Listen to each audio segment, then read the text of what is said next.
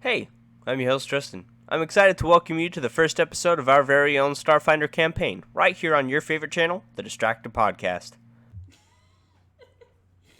Is recording. I just want to let you know. Hi, and welcome to the first episode of Adventures in Space! Shut your face.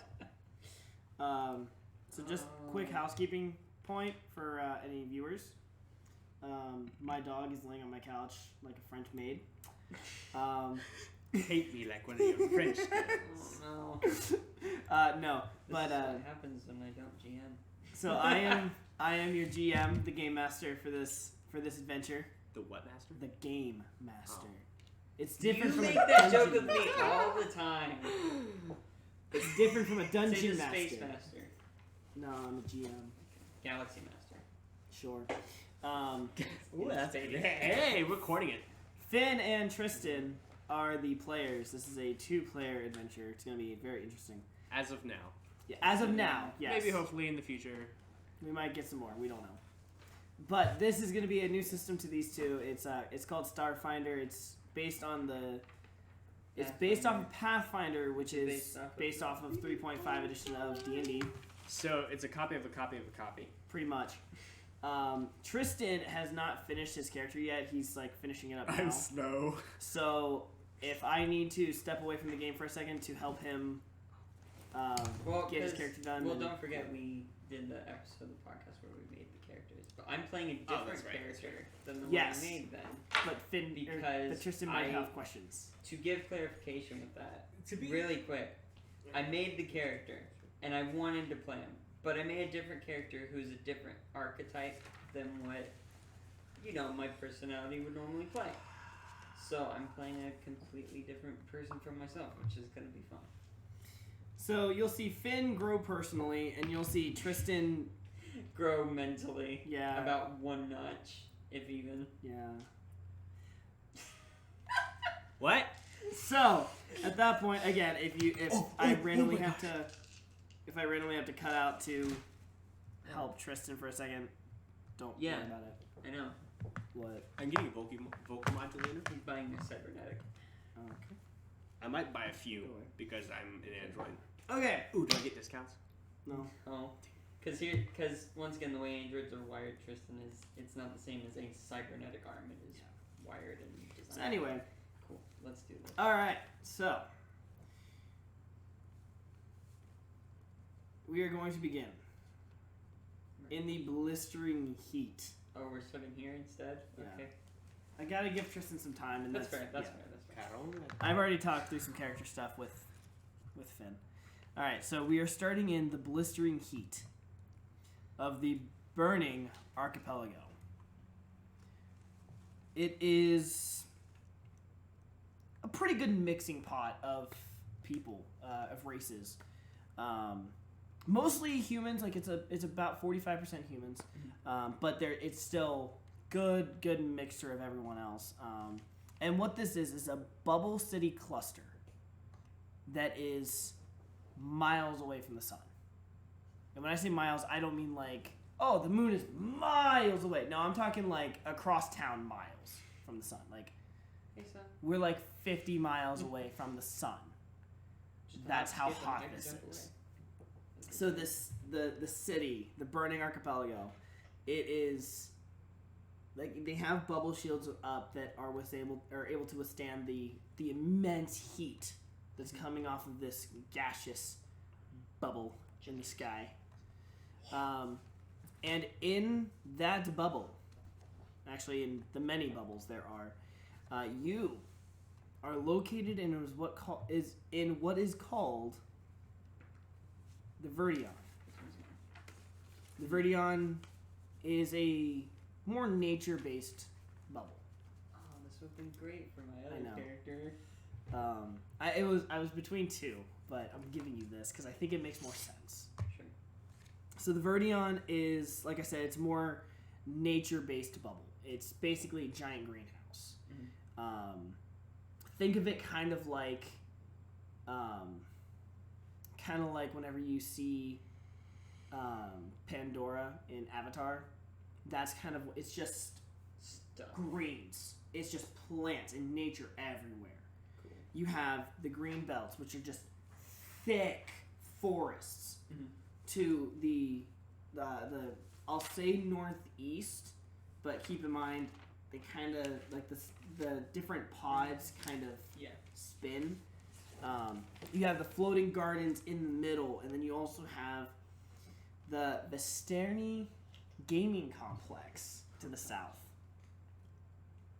But in No, I did I was not. about to say, in the northeast, or in the northeast. What could be the northeast? Yeah, what could be the northeast for just directional purposes? The northeast in the almost the outskirts of the green belt. We see. Describe your character. I don't know if it's a guy. I got nothing, man.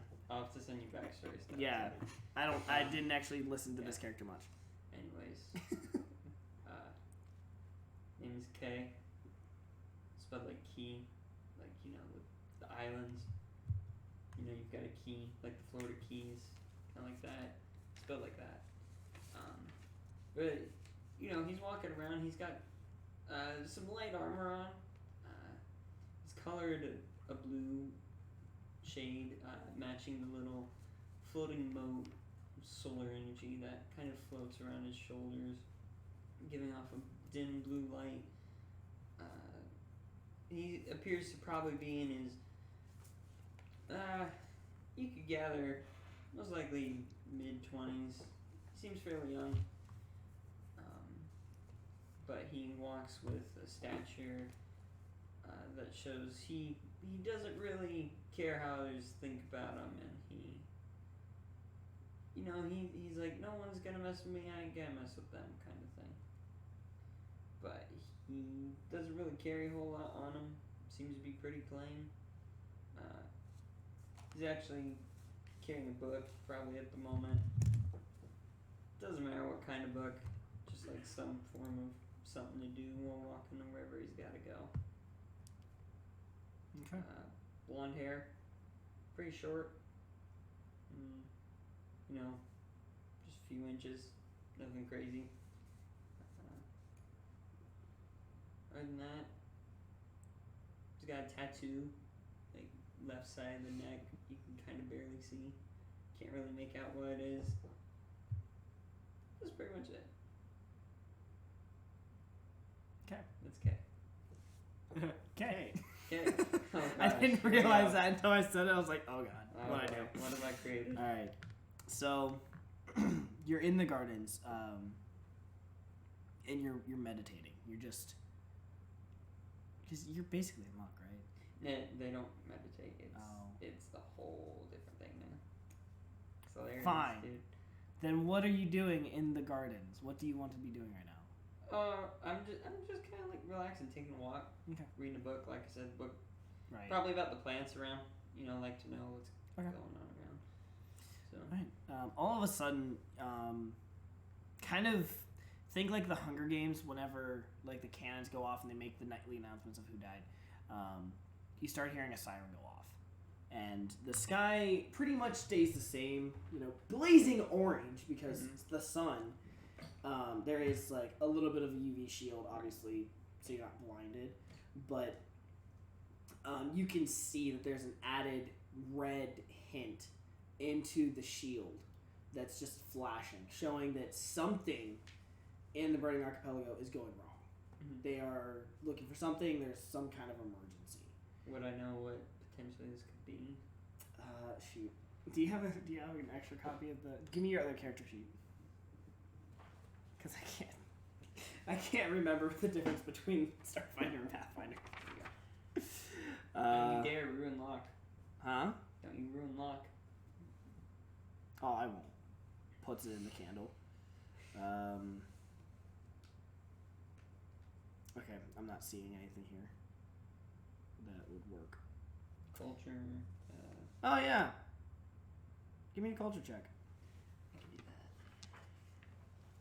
that. That would be what it is anyway.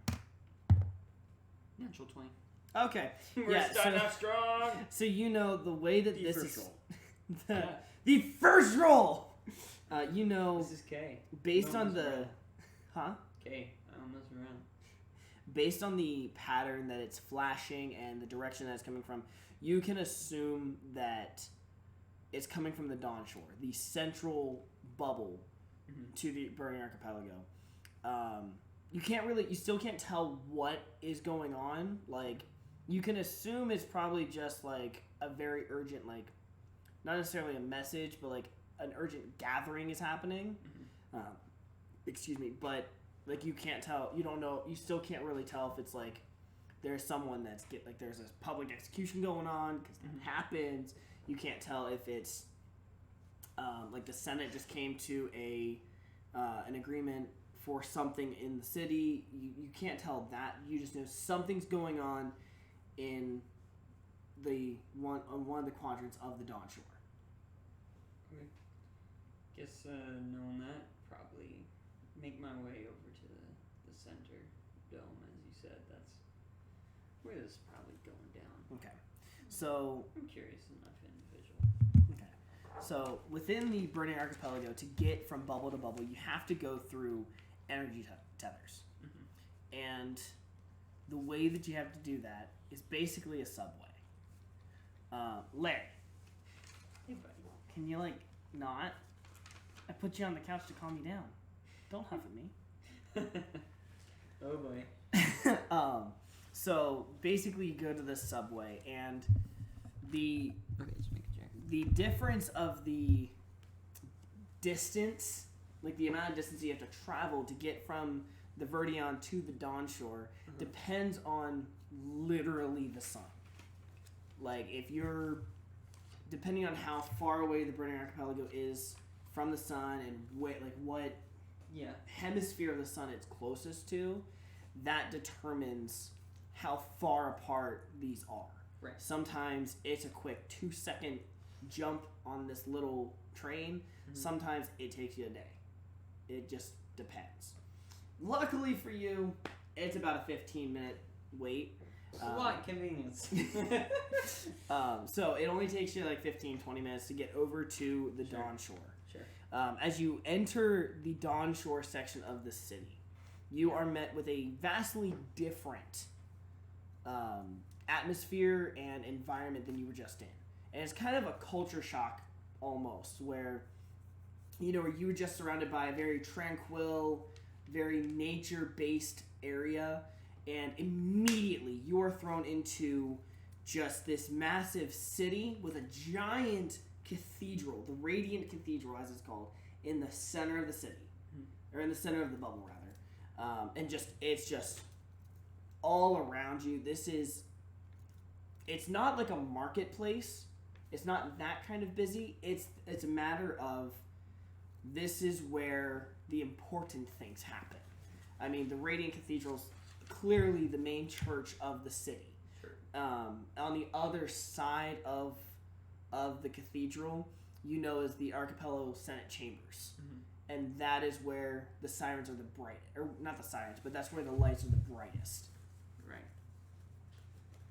Does it look like there's any guards running around, anything like that? I mean, not necessarily running around. Like nothing, no urgency, like there's nothing. At least not for them. Sure.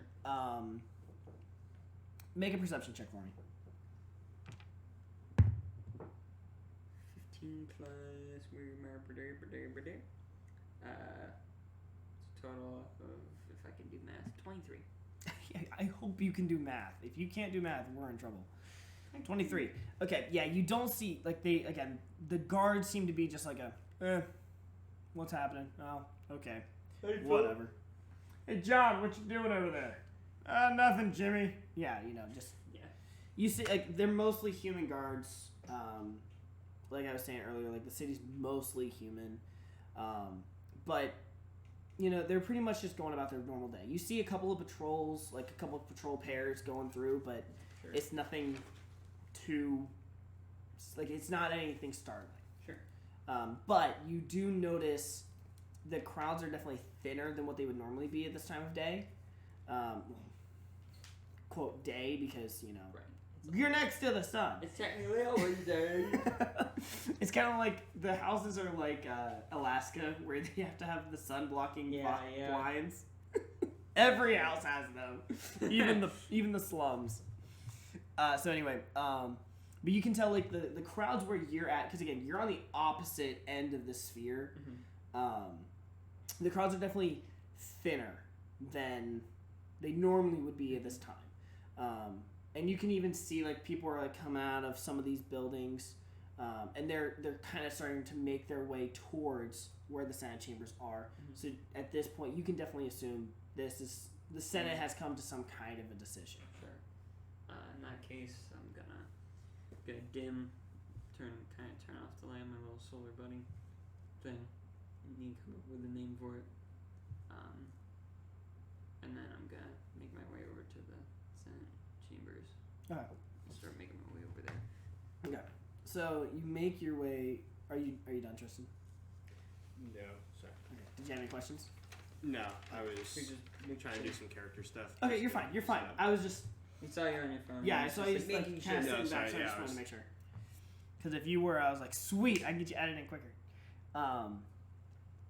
Okay, so you head over to the Senate chambers. As you get closer, it's again kind of like I'm using a lot of movie references and TV show references just because it makes it easier to understand what it's looking like.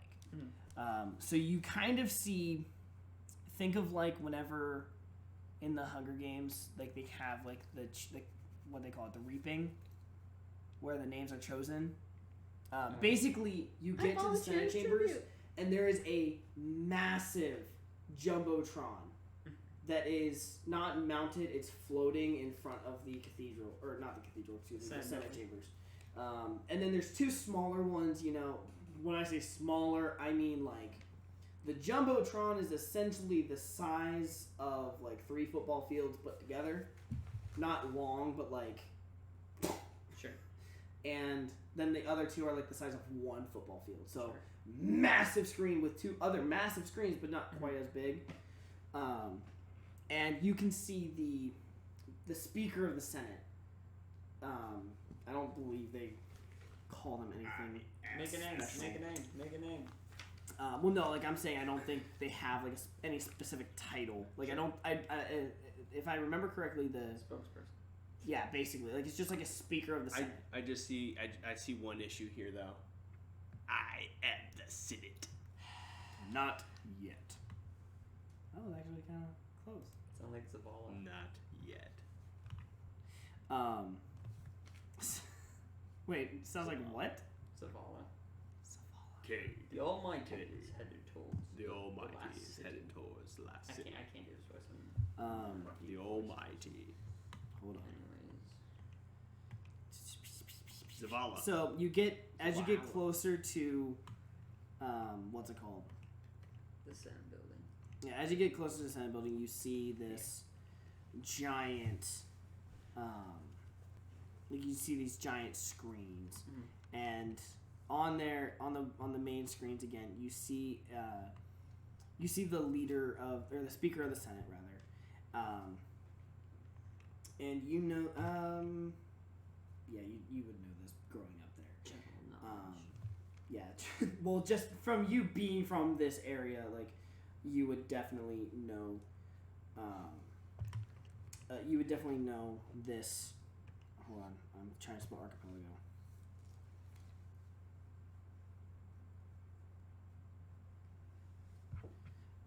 You would know the answer to this question, or you know the person who this is, and this is Ymir. Y-M-I-R, in case you want to take a note. Ymir is a human, but you can tell he's not fully human. He's kind of been a little mixed, and this is just something that they do with this position. They kind of start to mix it with cultures, because what the Senate is, actually before I say that, make a culture check if you want to know. If you don't have to. It's up to you. Definitely. Finn always wants to know about culture. I like learning more. That's 14. Okay. So yeah, so you know what the Senate is it's basically within the Burning Archipelago, there is basically a kind of like a quarter, not actually a quarter, but like kind of think of it like New York, where there's like there's like Chinatown, there's Brooklyn, there's Queens, all those different areas that have their own unique kind of culture within the massive that is New York. Right. That's kind of how the Burning Archipelago is. Sure. So each major race has its own little quarter, basically. Right. And what the Senate is it's it's a handful of representatives for each race coming together and helping to make the best decision for the city. This is the only city that's not run by like the galactic government. It's kind of self-sustaining, and this is its governing body. Sure. Now the thing with the Senate is like it's major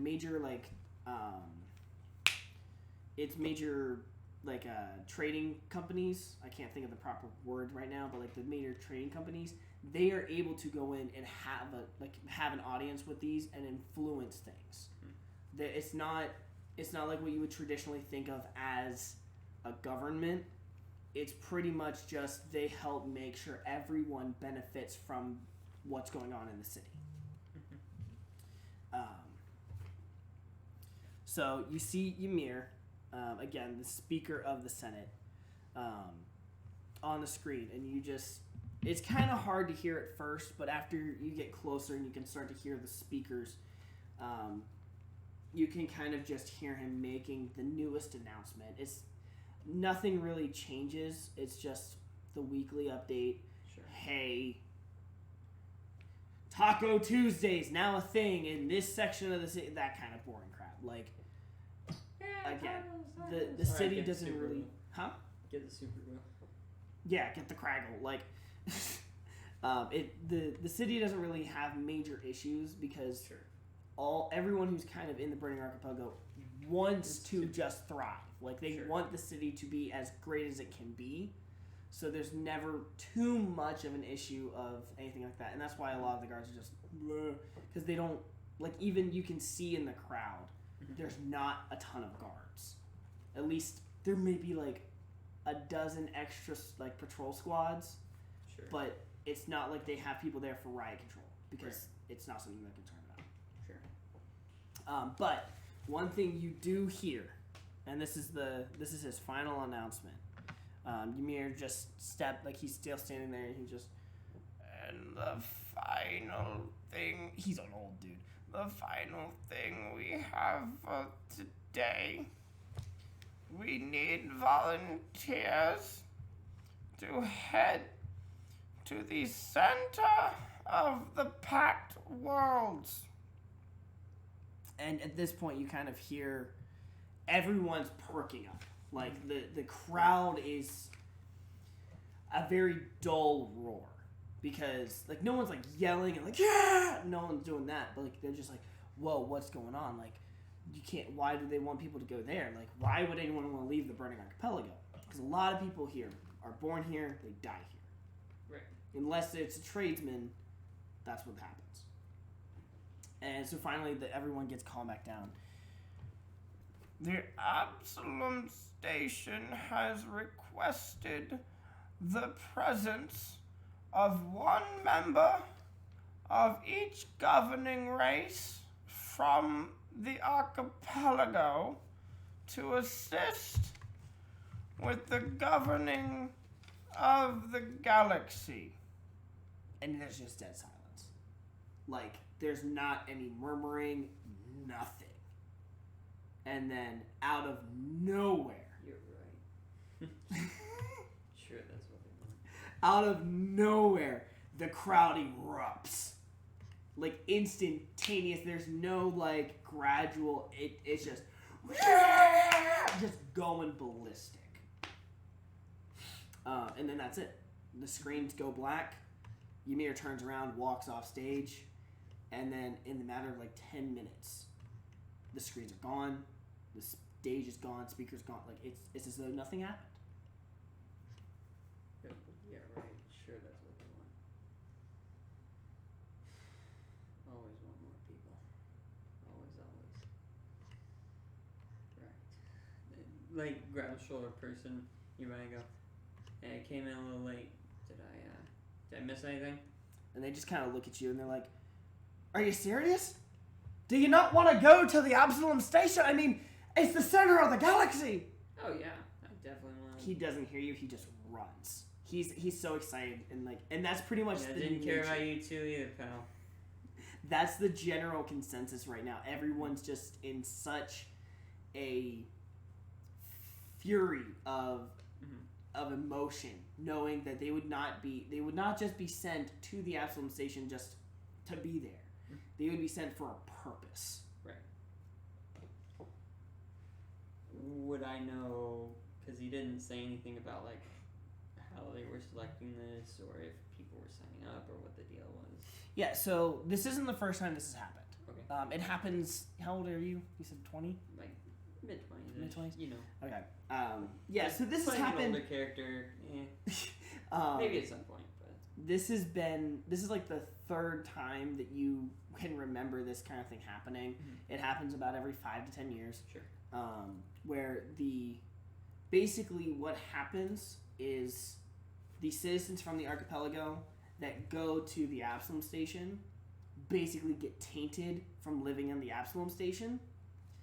So then the governing body there is like, we need more now. And so they put this new request out every. Used to the different kind of life. Exactly. What their goal is they're like, no, we need what the Absalom State we need what the archipelago has. Sure. We need to have some form of peaceful resolve that is unanimous amongst all of these races, so that we can have peace. Because, I mean, who wants to live? Bless you. Who wants to live in a war-torn galaxy? Sure. Anyway, so you know that. Give me 1 second. You know that. Dang, that's smooth. Cream soda, smooth, don't Just you? like Dude, it is smooth. But you know that, there's at least one station in every quarter. And they recommend that you go to your quarter, like your species quarter, Sure. to sign up. But it's almost kind of like a World War II enlistment form. Like, Right. you fill basic stuff out, they check you out, they make sure you're mentally good, you're physically good, there's nothing wrong there. And then if you're a good contender, they stamp you, like they stamp your card, and then, or rather your cybernetic ID. And then they send you along your way, and then you get notified later on if you have been chosen. Yeah. So you know, like, again, you've gone through this a couple times. You know where you would go if you wanted to sign up. Sure. So I go, well, it's money, I suppose. I make my way off to, the enlisting area, thinking, sure hate to leave the guys, that's for sure. Make my way over there and do what I gotta do. Okay. So you make your way to your enlisting station. Galaxy Master. So you make your way to the enlisting station. Yeah. There's a line. Takes you like an hour about to get, not to get your card. Like, it takes you like 5 minutes to get your card. But once you get everything filled out, it takes you about an hour to get seen. Sure. And that's just to get your name put down. Right. To then get seen by the doctors. Yeah. There's a lot of people that want to do this. So after a while, you finally get seen by your by the doctor. You get cleared. They're like, yeah, medically, like physically, you're good. Mentally, you're solid. We're not concerned about you. You seem to be pretty good with, in the ways of how we are here. We see that you've never left planet side per se. Station side. Yeah, you've never left the city. Born and raised here. You're gonna have a fair idea of how the human culture is in this. You're human, right? Yeah. Okay. Yeah, I'm human. I went over this. That part I told you. That part. But Like they pretty much, they're like, yeah, you pretty much have a solid understanding of how humans live in the burning up archipelago. There's the word. You know how they live. So they're like, yeah, we'd be good with you. They stamp your cybernetic ID, and then they just send you on your way. Yeah, thanks. It takes a couple of days. Oh my gosh. And can I say during those days, I know I haven't given you backstory stuff, but I run kind of a not so much like a fighting ring kind of thing, just like a place like, because sure, there's not a lot of fighting here, but people like to train. They like to train with it and just have fun with it, kind of thing. So I run that with a couple of guys, and so I run that. But on the side, we have a bookshop in like the fighting place, which is why I read books. So I know that stuff. okay, But so during that time, I just tell them like, could you imagine, like all this stuff. I'm like, here we go again, right, guys? Good money, get us a better place in here. But nothing too fancy. I'd say over the few days, just normal life. sorry, Larry's like looking at me all weird. He's like, wow, Finn's backstory is so deep. No, he has his little his no, constantly has snaggletooth. Okay, yeah. So you and your friends are just kind of chilling, and then all at once, whether or not you signed up, everyone, your little ID gets just starts beeping. It's kind of, think of it kind of like a cell phone. It's like a pager. Kind of, a restaurant. Like it's basically a pager that's also your driver's license. Basically, like everyone has one. Like if you're 5, you have one. Right. Because it's not really a means of communication. It's a means of announcements and identification. And it just it's the alternate dimension from Doctor Who with Cyberman. Sure. So I mean, they don't have like all your information. Like, you have to sign up for things like that. But so all at once, like you're with your friends, everyone's ID starts to go off, and every single all your friends, their IDs are showing not accepted, not accepted, not accepted, not accepted, and you look at yours, and at first you read not accepted, and you're just kind of like, dang, would have been cool, would have been really it would have been a good gig, Would have been but good, it it is what it, bless you, it is what it is. And then so you're going about your day, you're running your fighting ring, business is kind of good, people coming in getting trained, Sell some books. Yeah, sell some books, for the nerdier. Can you stop? My lord, dude. Larry's just going ham on this couch. He just loves my backstory so much. Apparently. But so you're you guys are having good business. People coming in, training. Some fights going on, some not brawls, some sparring going on. With some betting, light betting under the table. It's not illegal, so it's frowned upon, highly frowned upon. Well, we wouldn't. That's them. We don't encourage that. That's all up to them. But so anyway, so you're going, and then your ID goes off again. What now? And so you pull it out, and you still you see the not eligible message reading there, and you're just kind of like, what the heck? I thought I already got this. And then all of a sudden you see it flicker, and it goes, your entire ID just goes black, and then pops back up a second later, and now it's green. It says, eligible. Please meet at the Dawn Shore Spaceport. Good. The other guys flipping Leon, and I'm just coming up with names on the spot now for backstory purposes, because normally you'd come up with them, but for this purpose. Look at Leon and go, did your ID go all funky? They all look at you, just super confused, because you keep in mind, everyone's kind of just doing their thing. Bless you. everyone's kind of doing their thing. Like, you know, some of the guys are manning the bookshop, some of them are training, some of them are basically reffing the sparring matches. And Hey, no crotch punch. and everyone that does, like any of them that do, like actually give you the time of day for the moment to answer your question, they pull it out real quick and like, no, it still says not eligible, and then they just put it away and then just go back to their thing. Huh. There you go. Hey, I say whoever's there. Like, Can I make my Hey. ship later? Is it important for this? No, yeah, we can make your shit. yeah. Here's my ship. It's paper. I go, hey, can you, I call one of the guys over, just say for purposes what I'm getting, just Leon. That's what I was gonna say. He's like my man. We're tight, we're good guys. He's your boy. Yeah. You're my boy, Blue.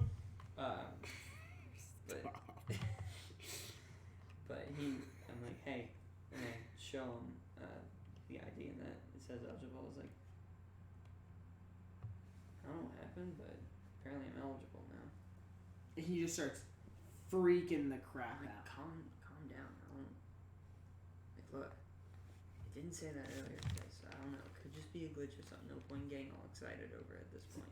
Dude, you never know. He could have been like, he could have not gone with Gosh, you you're gonna when make he. me fall into this accent now. No. No, I'm gonna end up start copying you and start talking like this, you know. But Leon's just like, bro, you never know. They could have been like, you know, hey, we're gonna go with this guy over here, and then he, oh no, he's not good, so we're gonna go with him over here. And bro, you're the dude. You're the guy. You're gonna be good. You're gonna be pronto. Let's go. Come on.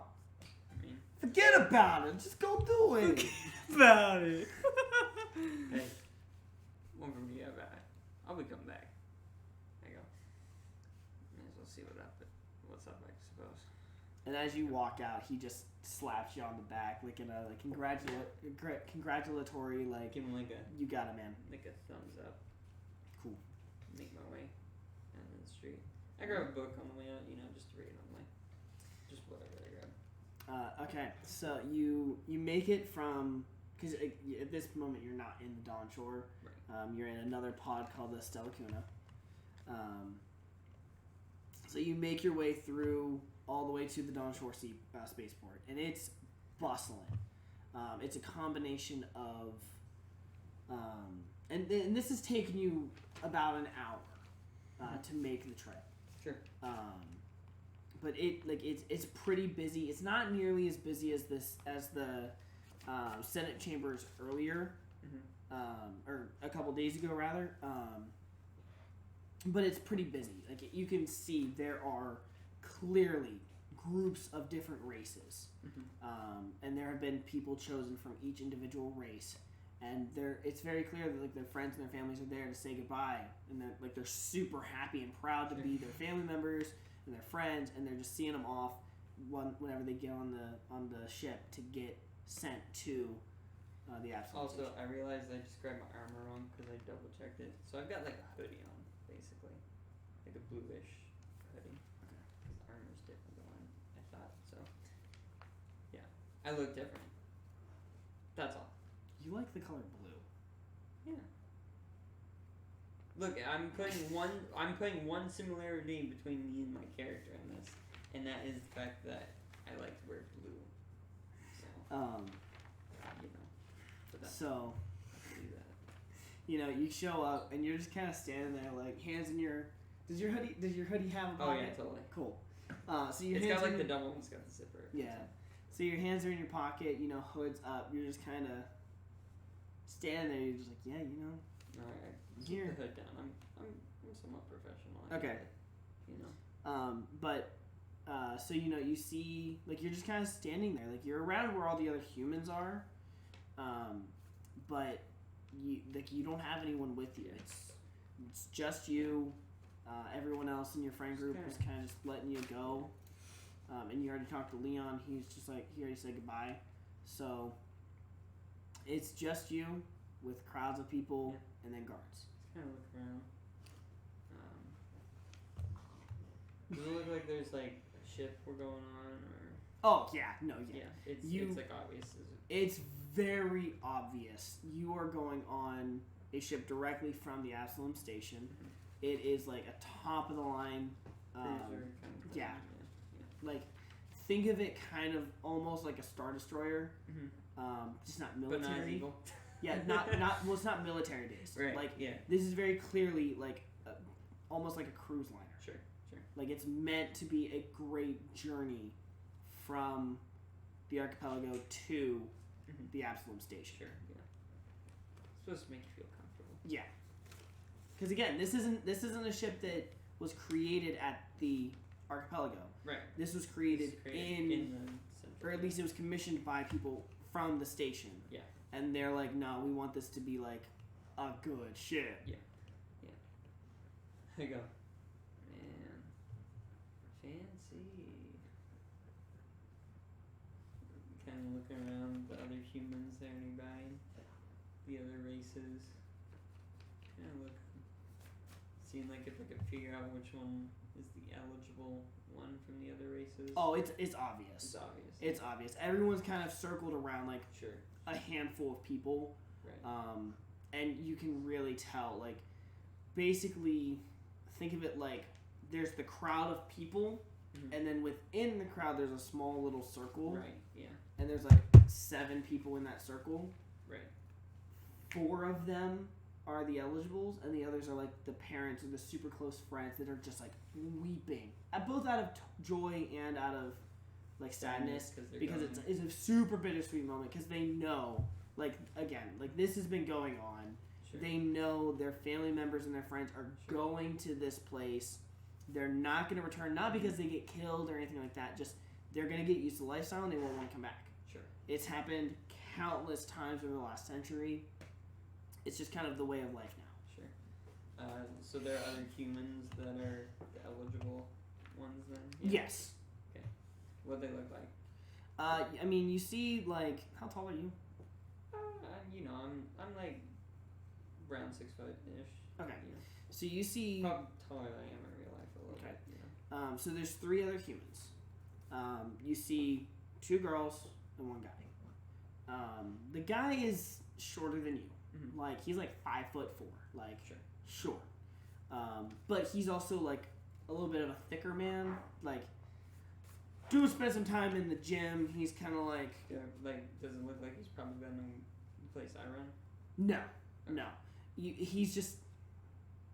Essentially, he's like naturally big boned. Sure. Where he's not fat or overweight. He's just from the big. family that's very burly. Sure, gotcha. And then you like the 2 ladies. You see a lady about his height, a little taller, about 5'6", 5'7", who's just thin, like almost like a stick. Like, her clothes are very baggy. She's very shy. You know, giant glasses that make her eyes look like they're bug glasses. Larry's just climbing through the middle here. Oh, your thing might. Larry. That was. Oh my gosh. Thinking Joker's across the street. Holy crap. My character sheet. Larry, Tail bud. come here. Lay down. Spike.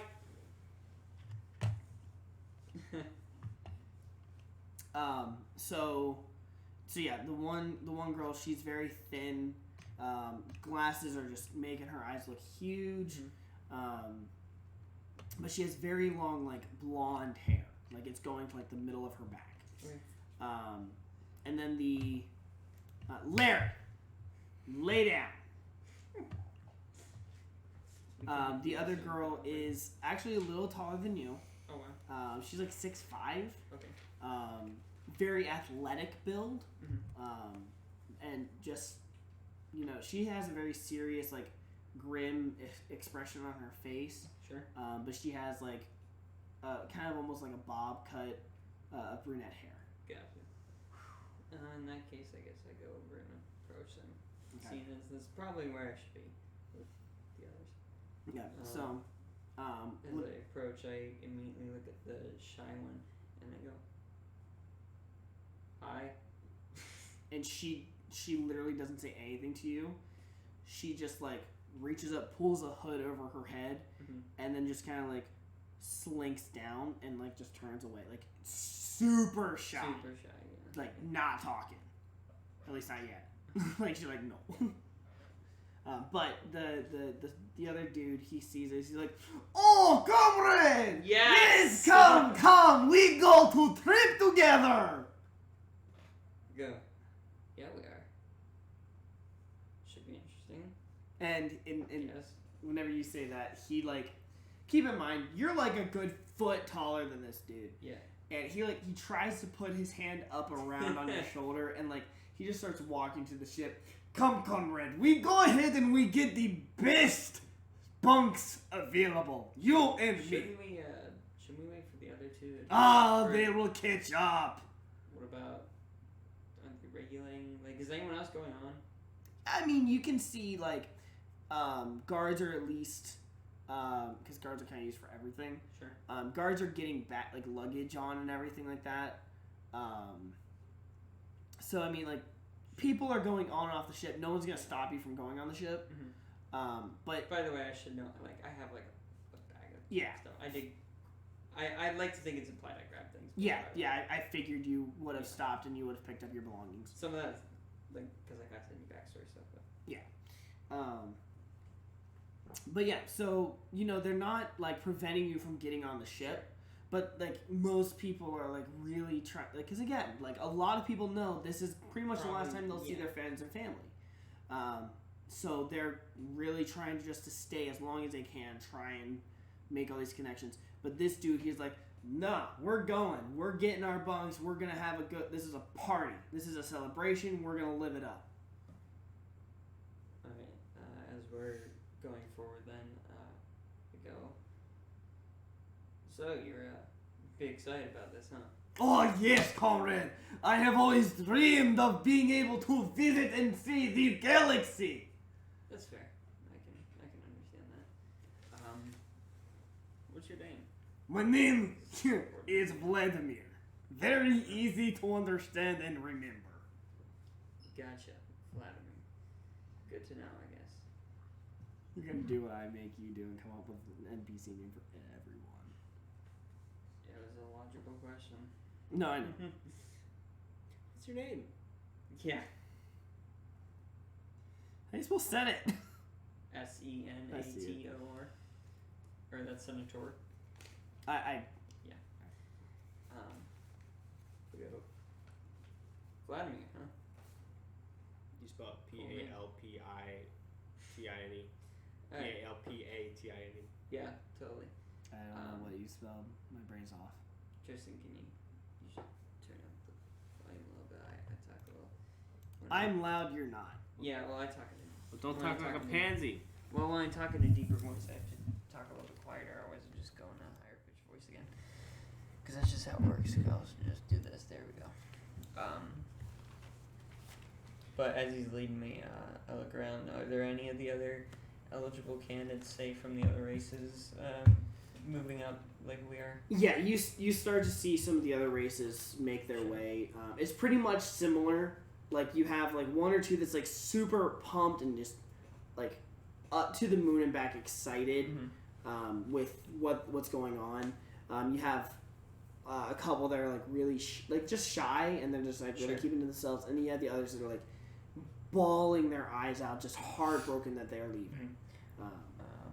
Any shy ones like as we're walking up to the ship? Make a perception check. Oh, my first bad roll, dude. Technically, not that bad. It's an 11. I have a high score in the skill.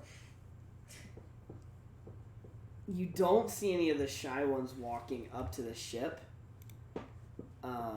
And in particular, you have no idea where the I almost gave her name away. Where the human shy girl, you have no idea where she is. I was just looking for shy people in general as we were walking up. I just kind of let Vladimir lead me up to the ship, just kind of, not really giving an indication that like we're tight, like we know each other really well, but just letting him lead me on, kind of, make it look like I am being ushered, so kind of like I know what I'm doing. Yeah. Gonna take out a coin in my right hand, just kind of do like the knuckle thing. Okay, Jack Sparrow. Okay, that's not what I was thinking of when I did. Just plenty of characters do that. That's all I'm saying. It's not just a Jack Sparrow. I know. First thing. It's one specific one he's thinking of. It's not that guy either. I specifically was not doing that guy. Yes. It's not the Drifter. So anyway. I do that sometimes in real life. I can't do it to You're the good? same degree. Yay! Cool, because we're about to pull you in. About to launch off into space. What race are you? He's an android. That's right. Oh, I should say, if I remember correctly, let me double check this. Oh, okay. So there are androids present. Sweet.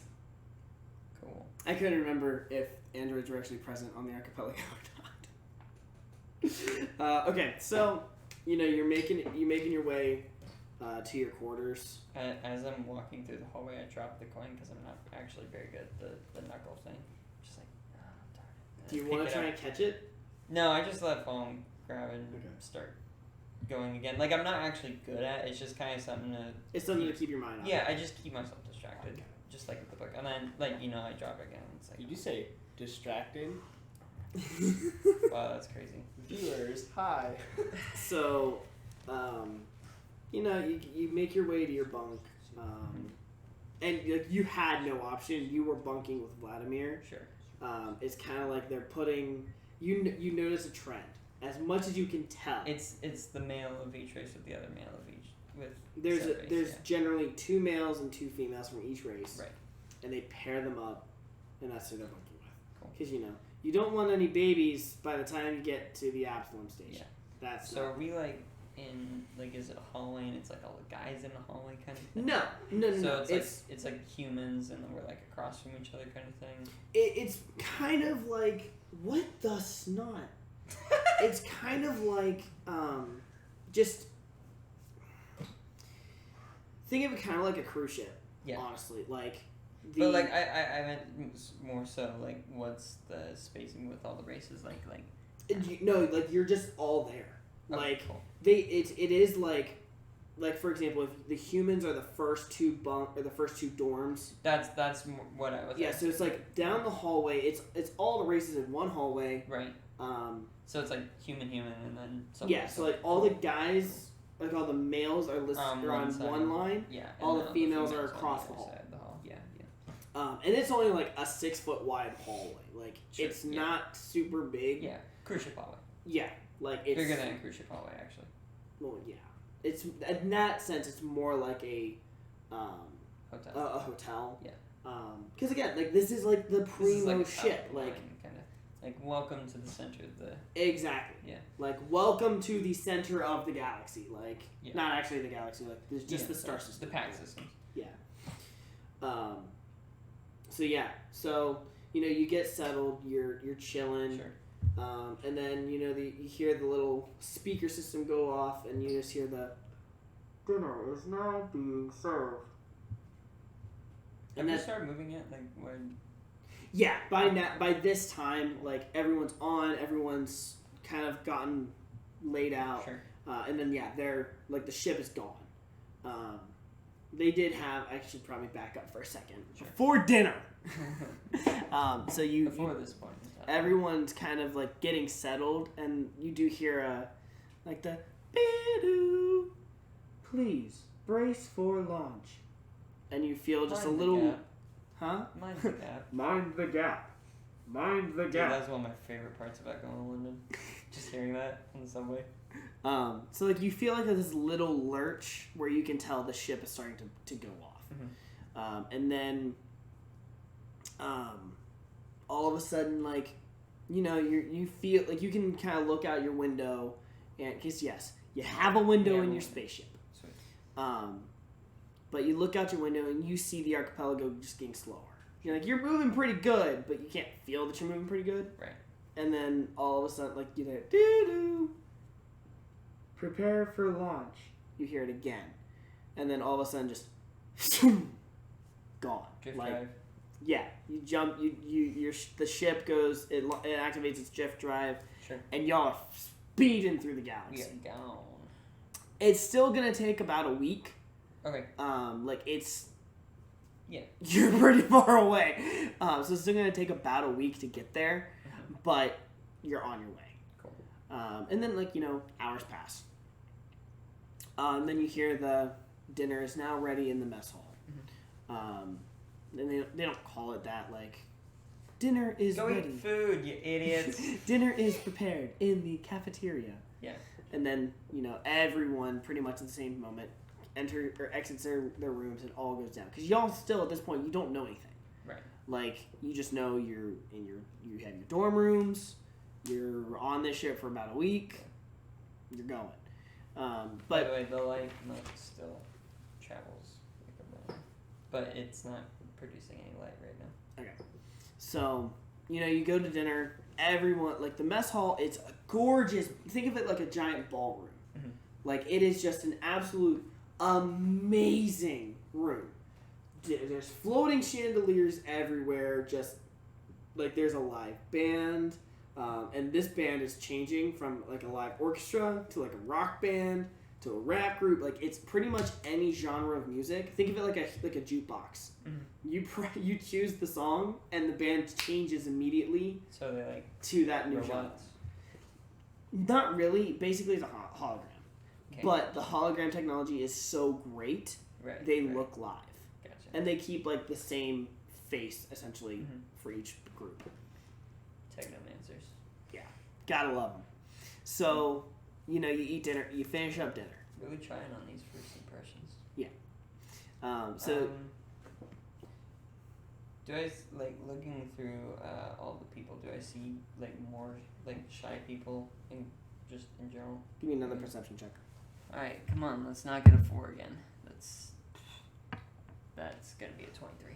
Yep. Yeah. So, yeah, at this point, you notice every single person. Like, you see... Hold on, let me pull up the races, because I'm still bad at this. So you see, like, the humans, you're kind of in, like... So if this is, like, you're all kind of at one long table. Sure. Because they're trying to get you all to stay community. Right. So that, like, you see, like, you're kind of or like, at 1/3 of the table. And you have the Cassithas to your right.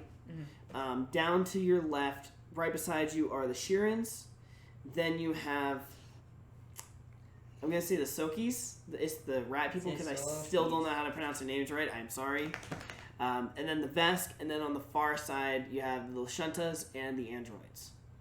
And looking at the far end of the table, Oh gosh, this guy. Tristan, who do we see?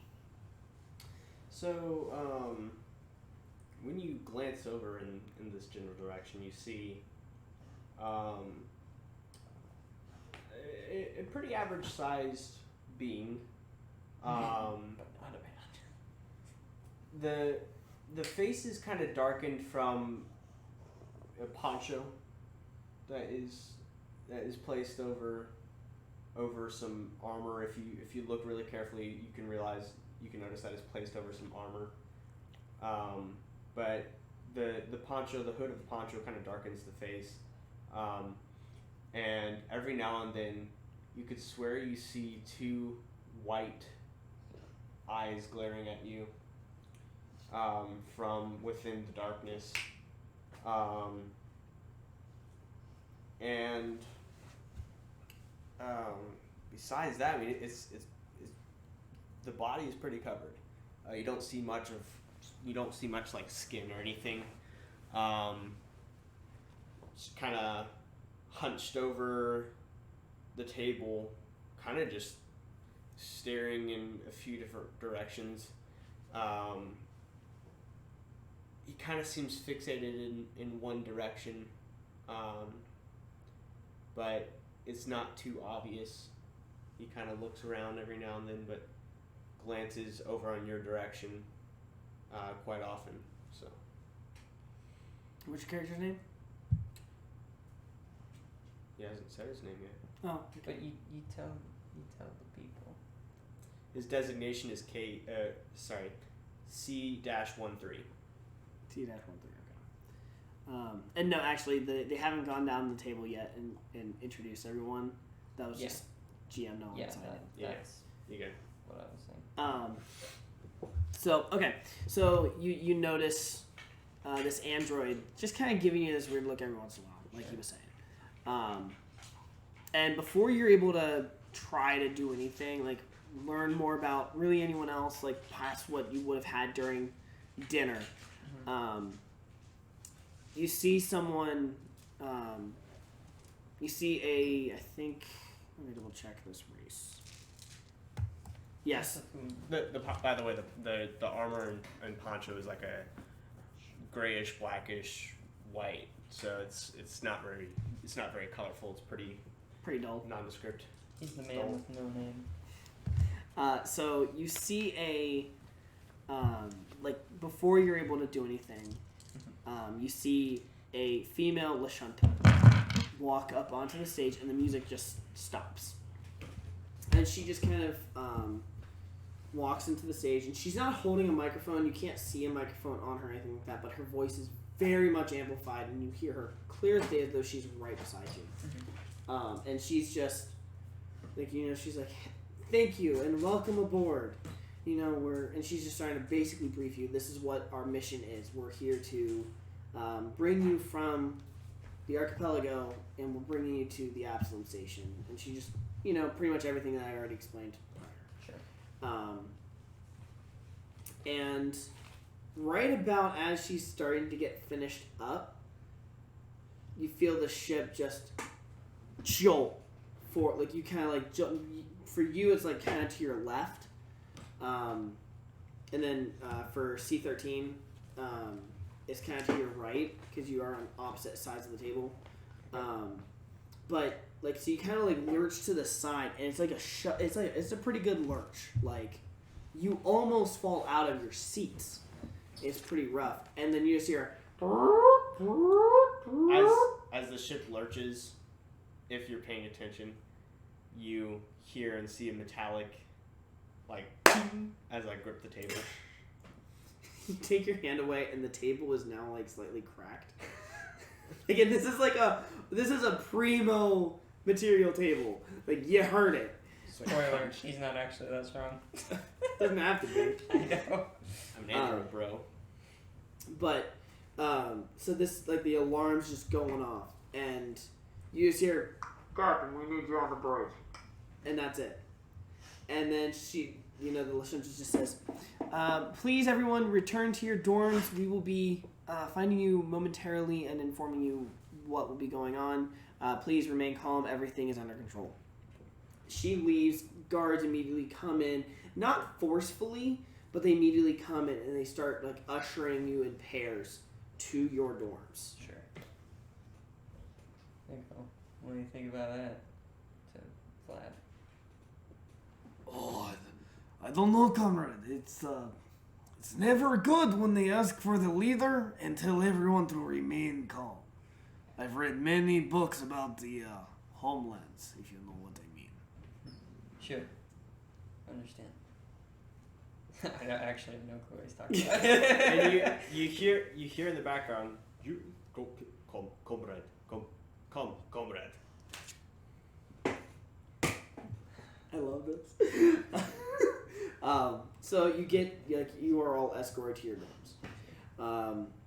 And one at a time, they have not a guard. At this point, you see a pair of casatas going down the hall. It's one male, one female, and they're just Hey, what do you do? they're basically going through and they're whispering quiet. Like, basically, they're informing each individual room at a volume that only that room can hear you. And they're just explaining the situation. Something unexpectedly happened. They are trying to figure out why they dropped out of drift. Everything's under control. Might add another day or two to the trip. but like we'll get back into the drift. No time at all. Ask him, hey, can I walk around at least? And you just through like this respirator because everything's kind of sheltered towards humans. Yeah. Through this respirator, you just go.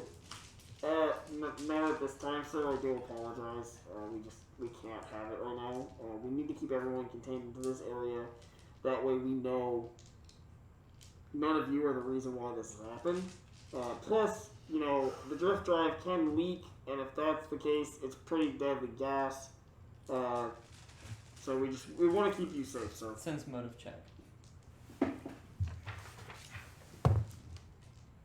Ooh, that's really high. That's a 23. Oh, freaking A, you know he's lying. You don't know what he's lying about. You just know he's not telling you something. Dang it, I even made that difficult. Oh, I hate this. I made sure to take that as a skill. Yeah, you got lucky. It makes sense with my backstory, so I took it. Yeah. I go, So yeah, you know he's lying. I go, so you said, so you know none of us are the problem, so can I inquire what happened? Unfortunately, sir, I'm not at liberty to discuss all that yet. The captain will be making a more public address whenever we have more information. So are you sure? Because if we're representing for the government and all, it makes sense I should know about these kinds of problems. Sir, just stay in your dorm. It's just a question, sorry. And then they turn, they walk down the hall. Your door shuts, and Sure. you don't hear this for any of the doors, but for your door, you hear a. They lock the doors. Sure, jerks. Can't ask questions in space, huh? Sorry. And then same thing. They get down to like I they was were. really nagging for that diplomacy check there. No. Yeah, I know. I respect it. So they work their way down the hall, and similar to the table where like, you have different you have a different species at the front, and then it's humans, and then androids at the very end. Androids are the very last ones to get the message. So finally, they knock on the android dorms, and they let them know. C-13, did you want to do anything specific whenever they come in to inform you what's going on? Just picture. Sorry. So what happens? I mean, Can you describe what happens when they open the door? okay, so the door opens and the Kasathas, gosh dang, they just stand there. Yes, hi, thank you. They tell you what they told you. Yeah, we dropped out of drift, unfortunately. It's gonna take a little bit. We're trying to keep everyone contained into this area, just to make sure there's no deadly leaks or anything like that. We know your androids. Contained. We know that you're androids and you don't breathe, but we also don't want to. We want to make sure that everyone's safe and accounted for and not causing any issues where they don't need to be. So if you can just stay in your rooms and in your dorms for now, except for meal times, that would be much appreciated. We'll comply. they just Oh, I got nod and they walk back up the hallway, and they go about their business. So you are currently in your dorms. You're not, but like C-13 and everyone else is able to just kind of like roam around that hallway. Like they just want to contain to the dormitory area.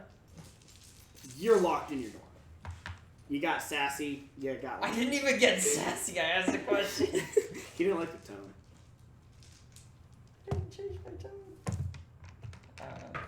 Is there a panel on this side of the door? Yeah. Cool. Can I look at it? Yeah. Mess with it. Make a Computer check? check. I'm good at these. 15? So you're kind of familiar with the base of it. Like you can make your way through the panel, like through its basic operating system to get to the debug mode. Mm-hmm. But once you get to the debug mode, it's as though you're speaking a different language from it. It's too confusing. You can't tell if the coding is getting changed on the fly or if if someone is like actually standing on the other side of the panel, keeping you from being able to do anything. But once you get to the bug mode where you'd really be able to do anything meaningful in the panel, you're not able to do anything. Hey Vlad, you good with computers? Oh, no, comrade. Didn't think so. Vlad better with lifting things. That's what I thought. I am going to mosey my way along the hall, just watching people. Make a perception check for me. Okay. I think this is your first roll. That's his first roll. It Yeah. is. Natural one. Here it comes. This is the natural one. 7.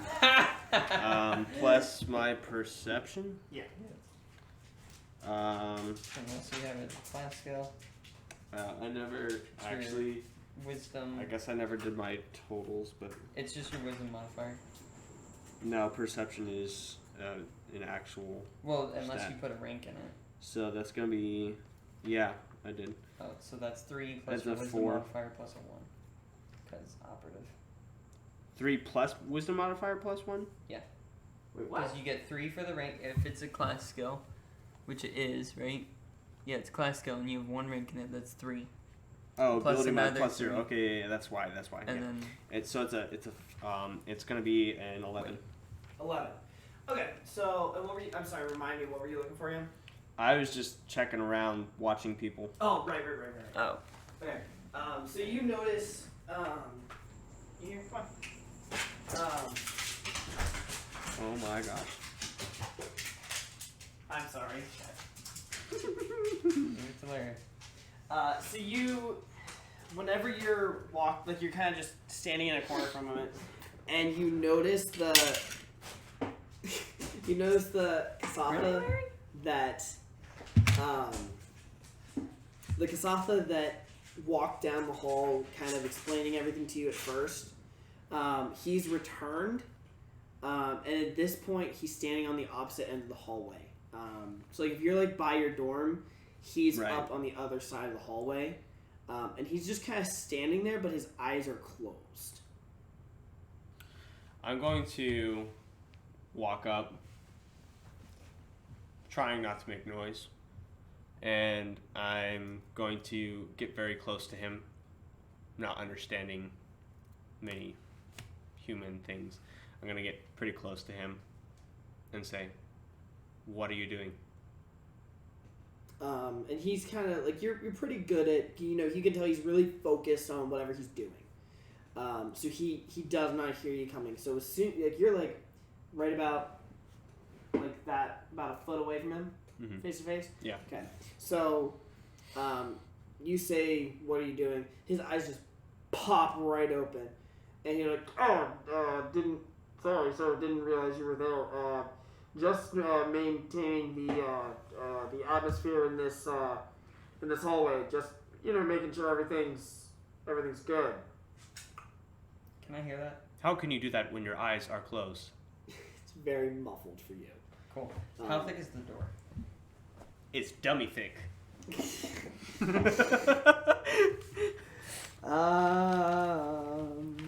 Make a engineering check.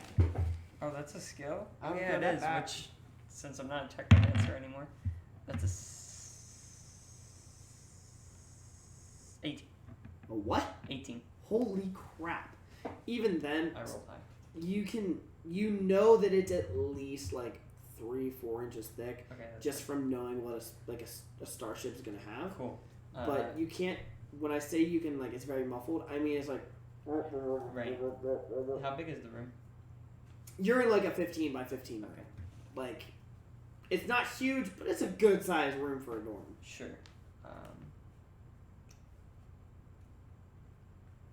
I'll come back to you. Oh no, because I'm gonna do something fun here. Can I answer his question first? I suppose so. So Tristan, you asked like, how can you? Or C13 asks, how can you do it when your eyes are closed? And the Kasatha just kind of looks at him and is like, I specialize with technology. This is kind of what I do. And actually, if I close my eyes, it helps me. As soon as I hear him start speaking again, I am going to use the Stellar Revelation Black Hole. He needs to make a fortitude saving throw, please. I don't have stats rolled up for this guy. Which means he has a +0. GM, you don't get to see my rolls. What'd you get? 17.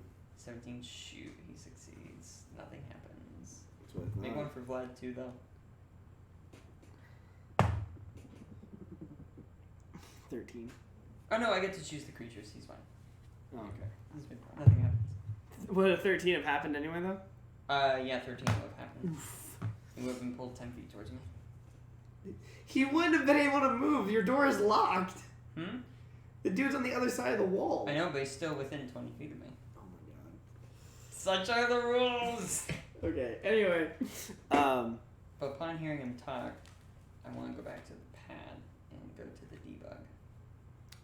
The pad has been reset, and whenever you try to get back to the debug... Actually, no. Make another computer check for me. Another one? On the same pad?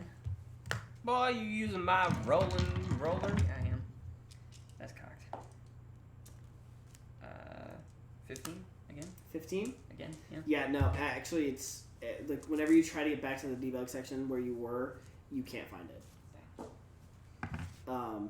So, in mid-conversation with you, like, whenever he's explaining how he can do it with his eyes closed, he just kind of stops, his eyes shoot to his left, where his door is, and, then he just kind of looks back and, sorry, sir, I'm what's called a technomancer. I can manipulate, technology a little more easily than other individuals. By the way, I just quickly double checked. I can do this through solid objects. The black hole thing. I'm just saying, like, he wouldn't have been brought to you. He was. No, it was standing at the door, which was the idea. Okay. So yeah. I just, it makes it easier. And when I close my eyes, I can focus better. Are these prisoners? No. Are they fellow soldiers like me? I don't think they're soldiers, no. Have they volunteered like I did? They have. Why are they locked in? They're not. You hear a BS. You can make a perception check followed by a strength check. Oh, you were screwed with my strength, my friend. That's gonna be 14 plus words plus 7 For perception? Yeah. That's Okay, so 21. you did hear. You did manage to hear. Strength. That's 20. Yeah, that's pretty loud. He's like, I have to go. I'm strong. He just turns and just walks away. Door unlocked now? I look at. Yes. Oh, okay. I was about to say. I was like, Open the door. locked or unlocked? Open the door. Right. Freaking jerk.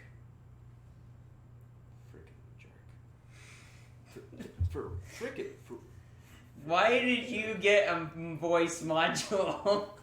I was gonna do this regardless, but then I realized it was a real thing, and I was like, oh, perfect. 'Cause I wasn't already gonna know make it. you buy it. Huh? I wasn't gonna make you buy it. Can I get refunded? Yeah. Oh my gosh. Because I have 5. He's an android. It's kind of default. A voice copy? No, voice modulator.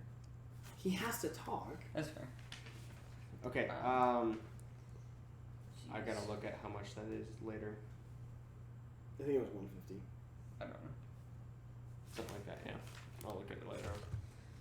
Jeez. Ask one question and get locked up. What question did you ask? Ask them what the problem was. Did you find an answer? No. Interesting. What is your name? Okay. Yours. C13. Kyle. Kyle.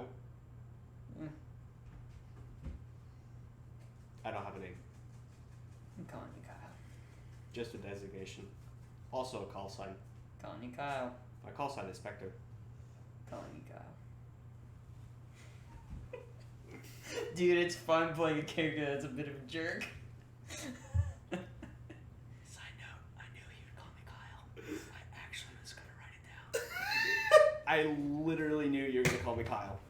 It was between Kyle and Kib. I was just gonna call you Kib. Kib? CI3. C13. That's actually kind of So cool too, like- man. B. But It's cooler I than went Kyle. with Kyle. I went with Kyle. I went with character choice. Comrade. Comrade! I was say Vlad, when this guy speaks your localization, whatever you want to call it. Comrade! Comrade. Comrade! There it is. Come, friend. We go, we drink, we have fun. Drink. See, just like He pushes you out of the way and just puts his hand. How tall are you? I'm like 5'7".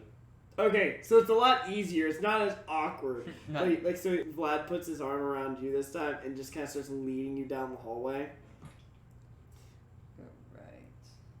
You see, my head turns almost awkwardly further back to look at you, and what was her name again? K. Okay. Spelled like key. And I'm gonna look back and I'm gonna say, "I'll see you later, Kay." See ya, Kib. Kid. It's like kid, but it's Kyle. not. Kyle Kib. Maybe that's his name. What about the door? Can I see the locking mechanism on the door? No. I mean, you can kind of gain a skeleton base of it. I can figure out how it was locked. Yeah, pretty much. Like, the way that it is kind of like there's a circle in the middle of the door, Mm-hmm. and the door kind of opens half, like, from the middle. Right. And in that centerpiece, like, there's a dial that clearly turns, Gotcha. but it's mechanical. Like, you can't Right. turn it. No, physically. yeah, I figured. Yeah. And then there's two, like, Things 2 inch, that would, yeah, 2-inch diameter rods that go Gotcha, in there. gotcha. Like, it locks it good. Cool. In that case,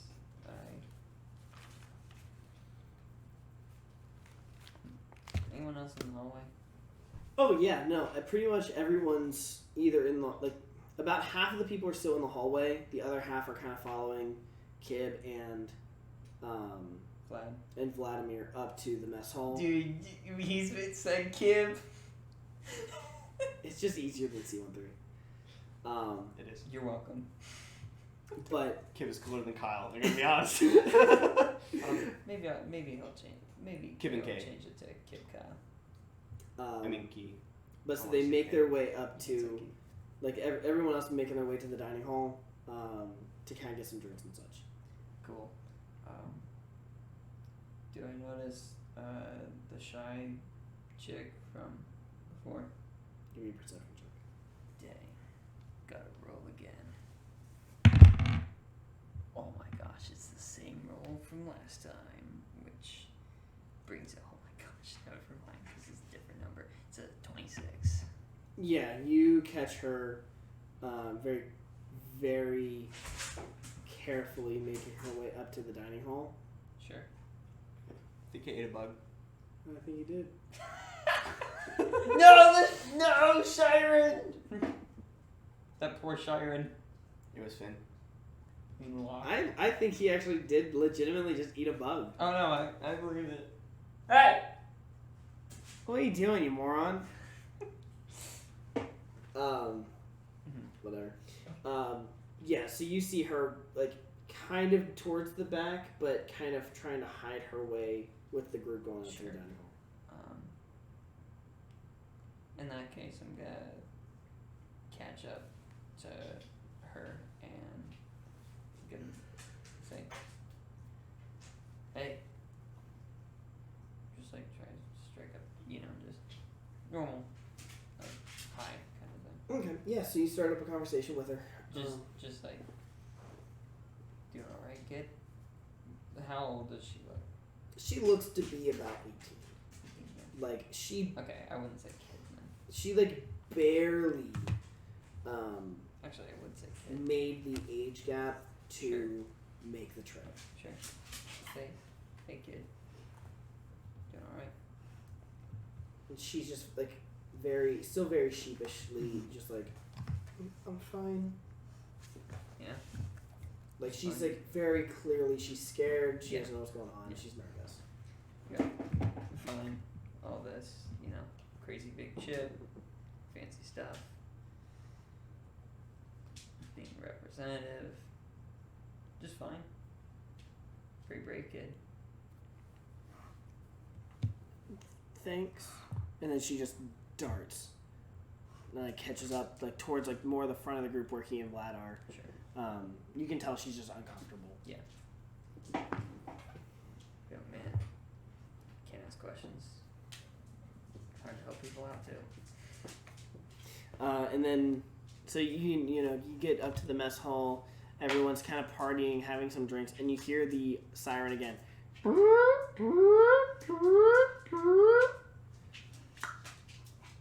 All passengers, please return to your dormitories at this time. And the siren's still kind of going off, not as loud. And pretty much everyone's going. But you two are kind of the last two to, like, you're kind of bringing up the rear. And then all of a sudden you just see,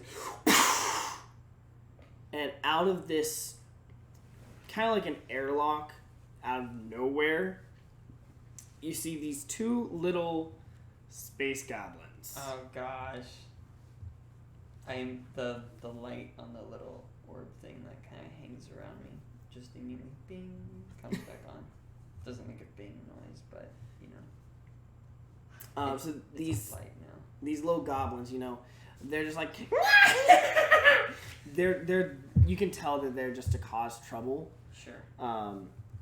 But they don't really know, like they aren't registering in their little brains yet that you're there. Sure. I turn to Kib. I go, hey Kib.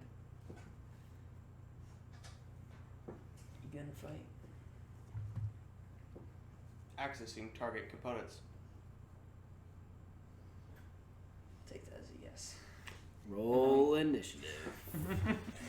Here we go. You ready to see some super cool Solarian weapon stuff? Wow. Oh, that's really high for me. What the crap is up with my rolling? What even is that? Oh, This 6. It's gonna be an 11 for me. What'd you roll? 20. Not natural, but Dirty 20. A dirty 20? Dirty 20. What is your bonus? Oh, I was adding my bonus. No, I know. What is your bonus? 5. Shoot. I took improved initiative. What's your name? K, spelled like key, like Florida key. So it's- K-E-Y? No, it's C-A-Y. That's how you spell key. Because I'm fancy.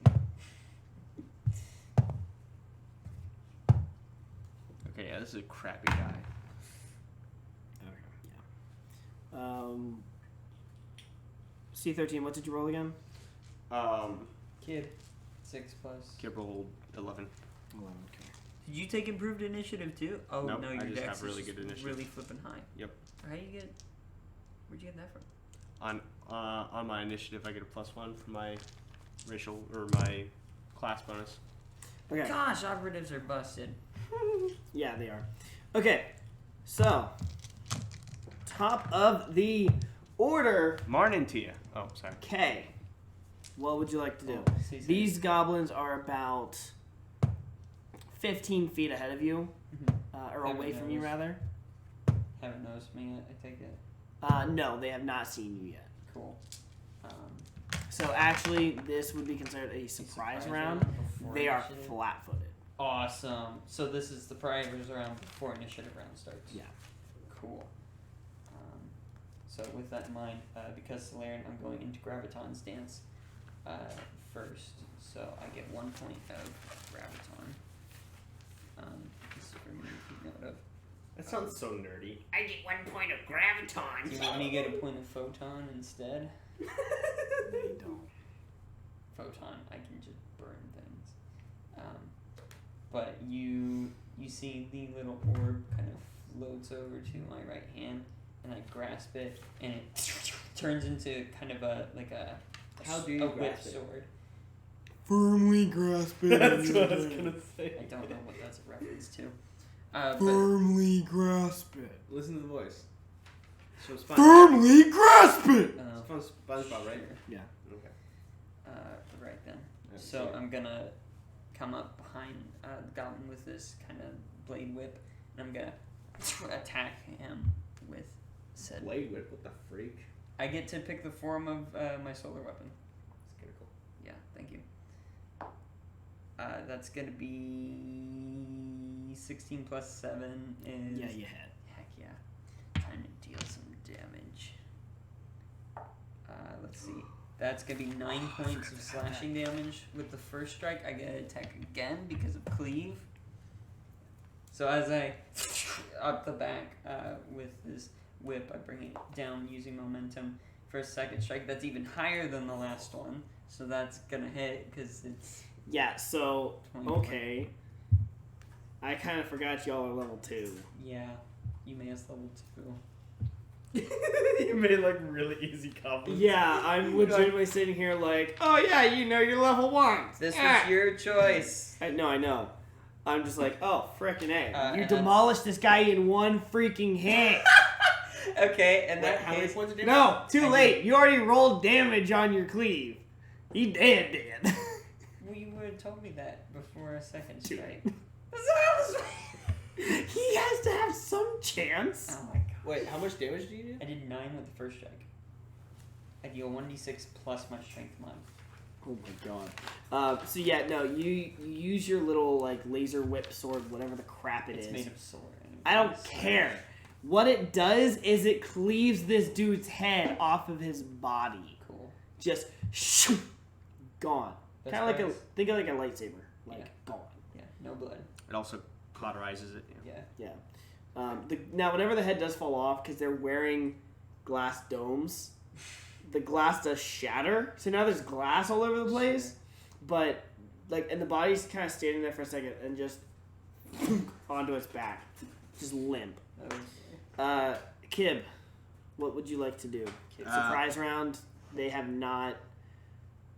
I mean, they're like the first one would have known you were there at this point, but he did. The other guy still hasn't quite picked up yet.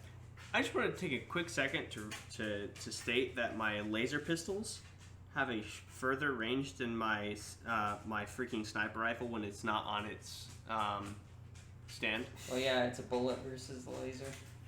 Makes sense. So okay, I'm gonna shoot with my laser pistols. Alrighty Can then. you double attack?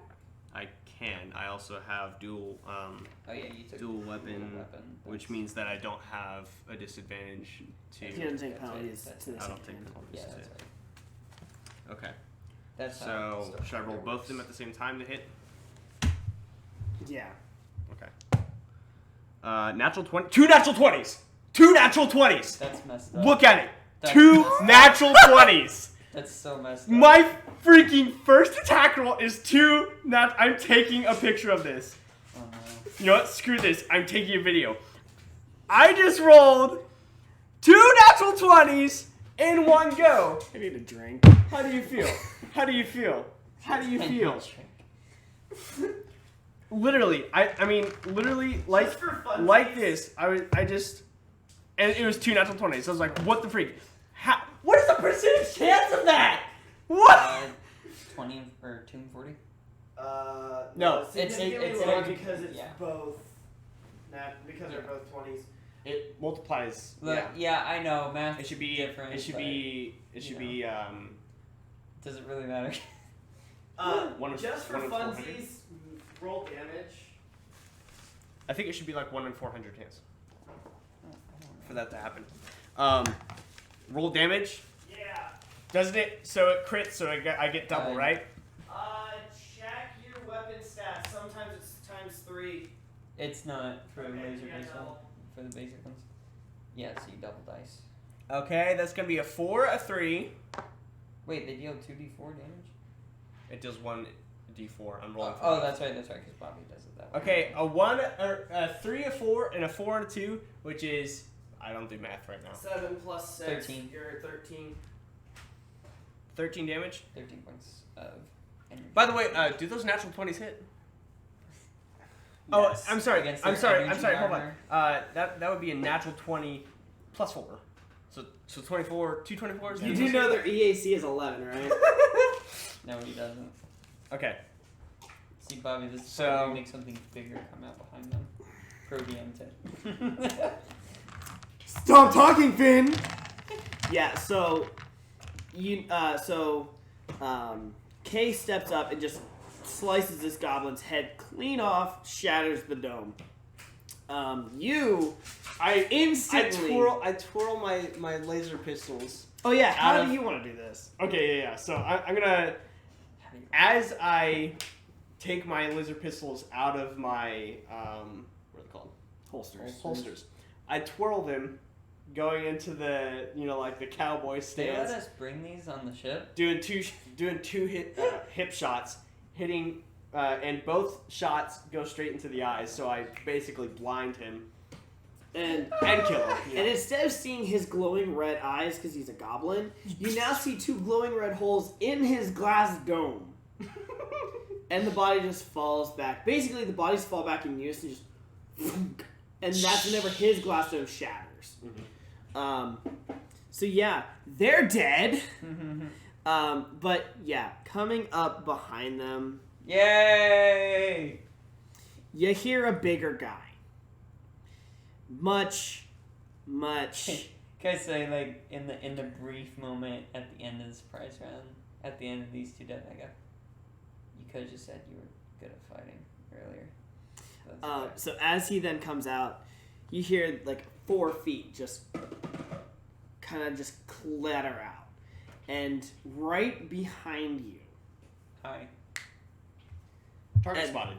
At this point, it is now a surprise round for him because he's behind you. No perception check? No. Stealth roll? Okay, fine. No passive perception. Do Passive a perception. passive perception's like 10 plus your perception mod. That would probably Maybe make the most sense.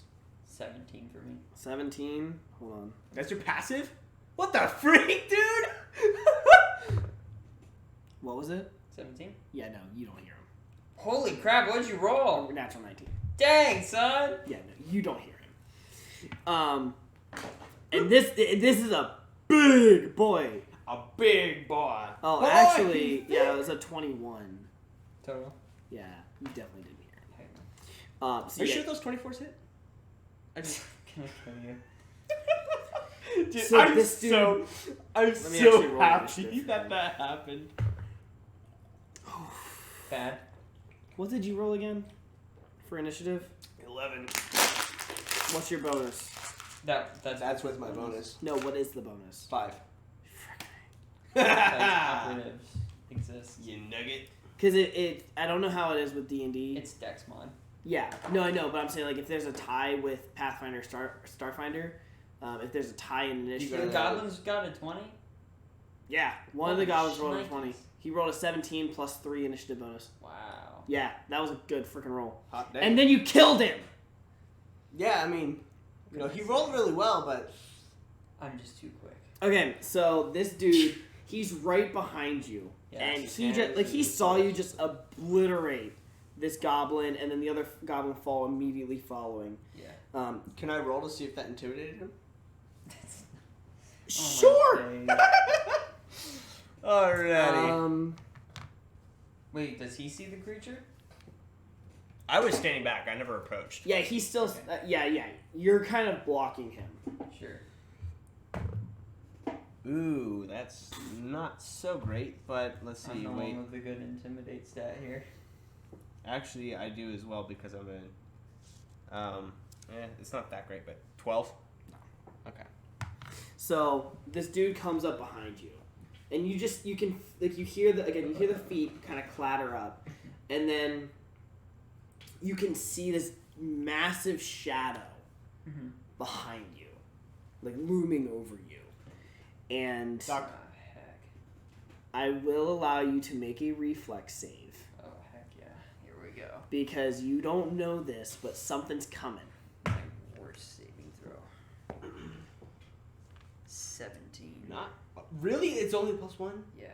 I'm a will and fortitude. You got very It's lucky. okay, man. I'm. My will and fortitude are my items. You got lucky. You shut your mouth. You beat it, but you're taking half damage. Oh, well, that's fine. So you feel this claw. Like you can kind of hear this claw coming in from your right. Like massive claws. So you kind of hear it, you can kind of glance at it. So you can duck out of the way to miss the majority of it, but It you're doesn't still roll against my armor class? you're flat-footed. I still have armor. No dex. Yeah, I still have armor. What's your armor? Kinetic or energy? Kinetic. 13. Yeah, he beat you. Flip. He beat you. So like you again, your reflex save saves you for the most part. Yeah. You're still taking half damage. This claw, like you pretty much get away from it, but it catches you like your shoulder, and that is so wrong. Tristan doing his armor wrong.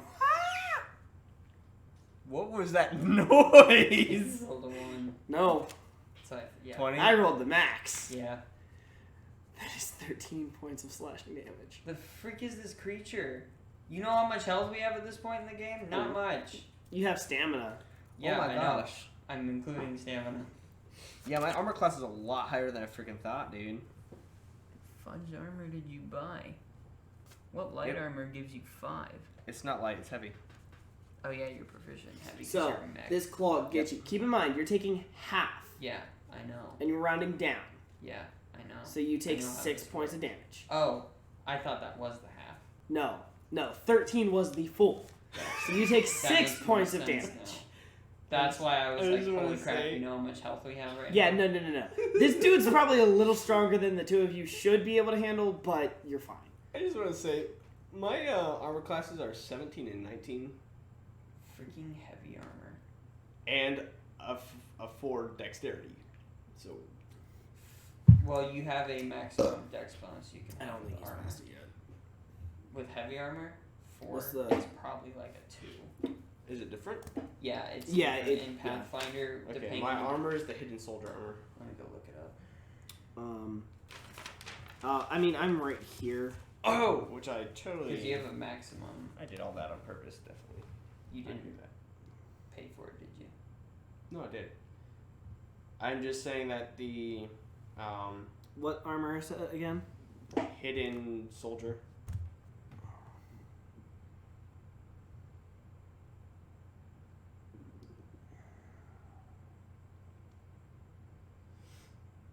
It's heavy armor? Yeah.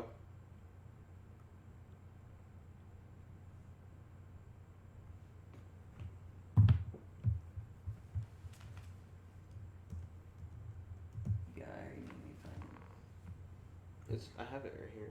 EAC bonus, KAC bonus, max dex. Oh, okay. Max bonus is 2. it. See, that's what I was talking Okay. Because I'll heavy take armor those down, means you too. can't move as much. Oh, there it is. Now I see it. Wow, that's pretty cheap.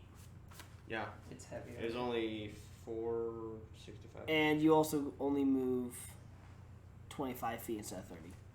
Keep that in mind. 25 instead of 30. Yeah, it's heavy armor. Because you have a 5-foot speed boost. Oh yeah, right. But Okay. then I also took the feat that makes me move faster. Fleet. Okay. I think. So whatever Did you really? whatever it would be, minus 5.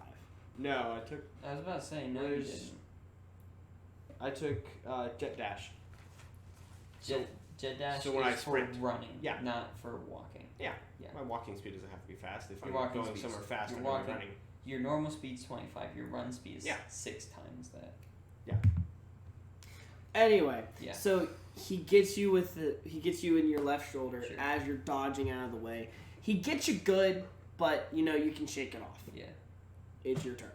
Cool. You are no longer flat-footed. Because Cool. the haters gonna stay in hate. graviton stance, so I Hate, get hate, another hate. point in that. What size creature is this? It's a medium creature. It's a medium creature. Cool. So he's standing taller than you, but he's not. How common is this creature? Is it rare? Is it like a medium rare creature? You have to make a. So much, Tristan. No, he's making a joke, Bobby. Okay, good. He medium rare.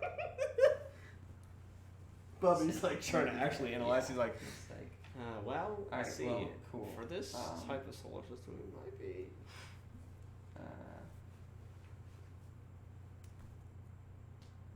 Really quick, Bobby, could you pull up Psychokinetic Hand for me, please? Huh? I Cyberkinetic can find Hand? it. It actually gives me Psychokinetic. I Psychokinetic. actually have the page for it. You're psychokinetic. Nope, because I'm not playing a Technomancer anymore. I'm playing K, who sounds like this. So, that's fun. You know, so it's Psychokinetic hand. Yeah, Psychokinetic Hand. I need it on here. You shut your mouth. Let me enjoy having a deep voice for once in my gosh darn life. from my. I don't know where you're finding psychokinetic hand. It's a stat thing for one of my revelations. I just had to double check the action use it takes for it. It takes a full Boy, there's action. only one revelation, and it's in the Bible. Thank you, Tristan. You're not wrong. Boom. He's actually extremely good. right. That's something a lot of people get wrong. It's not revelations, it's revelation. Yeah. Yeah. Anyways, not important. Guilty. First and foremost, I'm gonna use my movement action to use feint. So you need to make a thing. What was it? Because we just looked this up I think it earlier. was a. Probably it's a wisdom thing. Sense motive, maybe. That's what it is. Ha! Yeah, there's no way you're getting past it. That's a 19 plus 8. I'm glad you're A good at that 19 plus because- 8? I am charismatic, yeah. Yeah, we need that. My diplomacy, I don't have it. But it's technically a 1 because. That's why I'm here. Dang it. 17. So you are considered flat-footed for the purpose of everything. Okay. For me, at least. Not for him. Yeah. Purely for me. For your next attack, that is a Yeah. that's For your my move next action. attack. Yeah, that's my move action because I took improved feint. Yeah. I will then use my next action to go ahead and attack this ugly son of a gun. What are you attacking with? My solar weapon. Is that considered energy or kinetic? It is considered kinetic. Okay. That's gonna be 23 to hit. It hits. Heck yeah. Roll damage. Let's roll some damage. That's gonna be 7 points damage on the first attack. Okay. Second attack, because cleave is a wonderful, wonderful thing. That's gonna be an 18 hit. It hits. Heck yeah. That's gonna be another 7 points of slashing damage. And this is why I gave you such a hard monster to fight.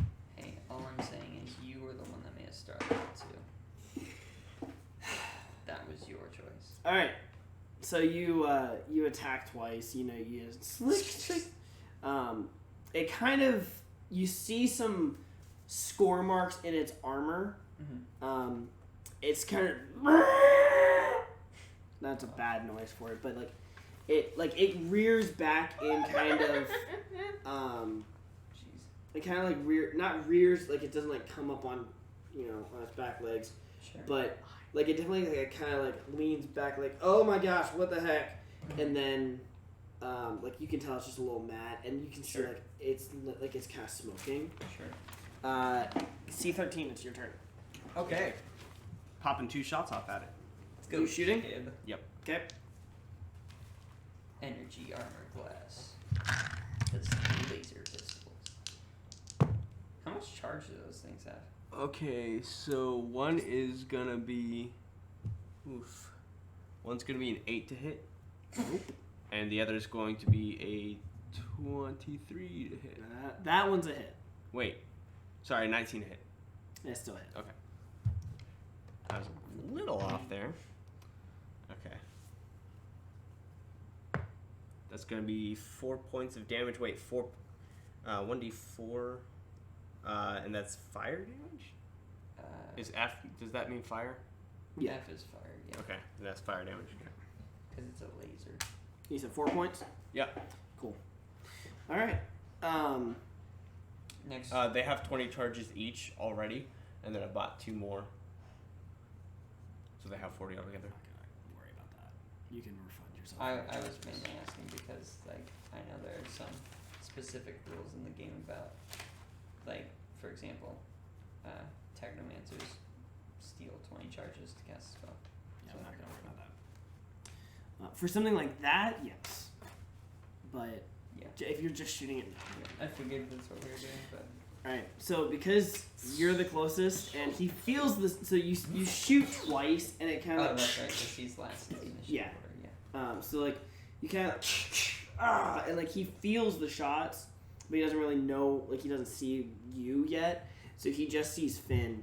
Or, he just sees It's K, and It's flipping K. he's going for K. Sure. So he's going to go at you again Oh, yeah. I'm okay. with his claw. Sure. Did you really? Stop the I smile. really Piece of did. trash. You want to check? Oh, I believe you. I've got no reason to not believe it. That's a natural 20!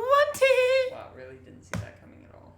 Well, you should probably not die on our first session, dude. It's not my freaking fault. Question: does a 31 hit? You shut your mouth. Does it? Are you does sure? It, Are does you a sure? 31 hit? Are you The sure? 31? No, I took solar Like armor. 3-1? Oh, you got lucky. It is going to be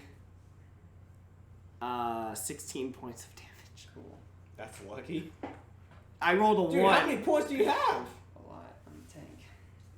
I am now out of stamina points. You can use one of your Resolve. resolve points if Yeah. you need to. Wait, you can use I can stamina use that points in instead of It's hit stamina points? points Yeah, for so- 4 hit points. Yeah, so stamina points go Remember down we to went 4 over hit this. points. Oh my gosh.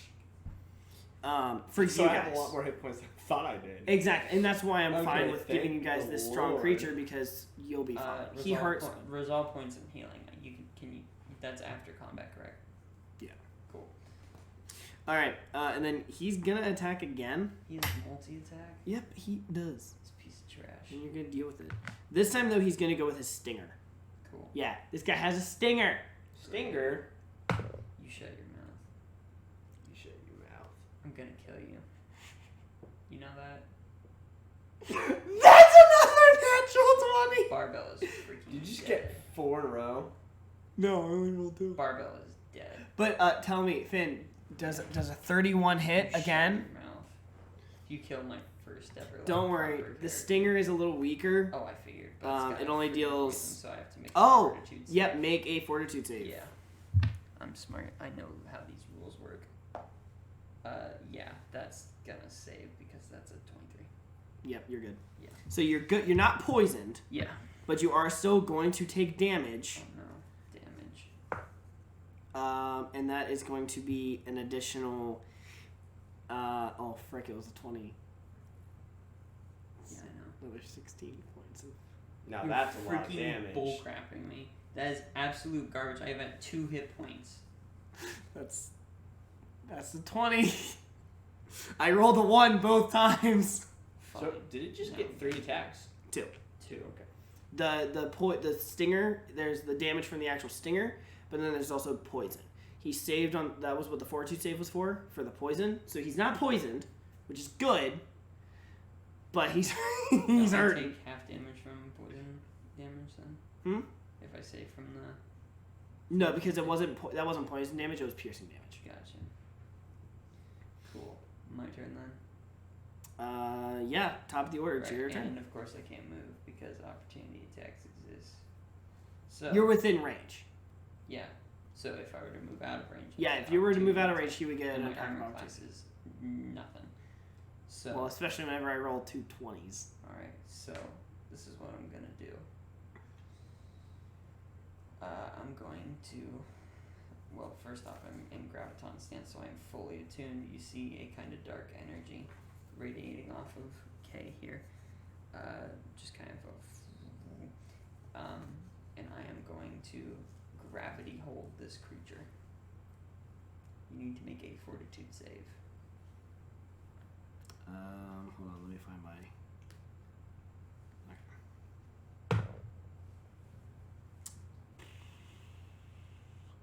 23. Frick off, you piece of trash. I'm You rolling literally well can't do now. Nothing. Yeah. Well, that's it. I literally can't do anything else on my turn then. Okay. So I'm effed. Danger. As it were. Tristan, it's C13. It is now your turn.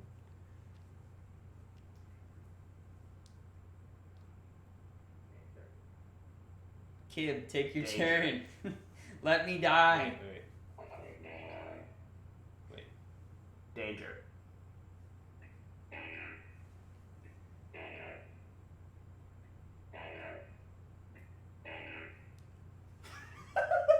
Okay. All right. Okay. Oh. Wait a minute. No. You don't get to make that save until your next turn. You cannot do anything. I'm I'm gonna. incapacitated. You are incapacitated as I hold you with. I'm gonna sneak up hold on, behind. we're reversing here a bit because I screwed that up. You are stuck in an inanimate state, and I'm going to move back my full movement from this creature. Okay. He is stuck about 5 feet up in the air. All right. Can I sneak behind it to get a stealth attack? I'm gonna say no, only because he's standing in the doorway. Okay. Oh well. You He said can he's still been see. looking at Finn. Give me an acrobatics check. My name is Carrie. Acrobatics. Okay. This I'm not making this a part of your turn. Like this is not taking an action. Okay, Give so me- that's gonna be a 27. Holy. Okay, yeah. So you're able to I have a plus very 11. easily since That's nuts. the creature is being held 5 feet in the air. You're very easily able to slide underneath of it to where now like you are behind the creature. You want me to roll for stealth? No, because he can't see. Like Oh, he can't see. actually, yeah. No, Give me a it stealth check. can see. It's just stuck. Okay, that's gonna be 25. Oh yeah, no, he doesn't know where you are. My stealth is also plus 11. You know what my highest at is? the end of your turn is when you get to make that save. Guess what? Guess what? Just so you know. My engineering computers is plus 12. Yeah, because you're multi-class mech. Op mech. Op mech. Op mech. All right, so that's your movement. Danger. Do you want to attack? Yeah, well, it's stuck in the air. Danger. Just say, K. can you shoot this thing, please? It really flippin' hurts. Excuse me. 2 shots from behind. I'm coming at it from behind. Does he have advantage on those attacks due to the fact that it's incapacitated, or does it just count as flat-footed? Because it cannot. It would be move. considered flat-footed. Cool. Okay, that's gonna be that one's not gonna hit. But the one that probably will hit is 15. 15. 15? Yeah. No, it's a miss. 15 misses. Okay. Oh wait, no. Sorry. Flat-footed. Yes, that's a hit. And okay, a 6 is not gonna hit, right? No, 6 Okay. is not gonna hit. Okay. Sorry, 15. Yes, will hit flat-footed. What do I get sneak attack damage wise? Is that a thing? That should be under your operator. You'd have to, yeah. I'll look. I didn't see any sneak attack. Then you don't have it. Okay. Yeah, no, you don't have a sneak attack. Darn, that's why I was going behind it and stealthing. Yeah, sorry. No, it's good. Welcome to Not Rogues. Okay, that's gonna be 3 fire damage. 3? Yeah. He's looking pretty hurt right now. Like, his armor's starting to show it's hurting. Mm. So you said I'm not able to do anything. You can make standard actions, you can't take reactions, and you can't move. So I can take standard You can actions. take a standard action. Just one. I believe. Oh frick! gonna fart. I moved all the way back, don't forget. I know. I'm out of range. The creature's gonna take a standard action to fart. A really big nasty one too. 30 freaking feet.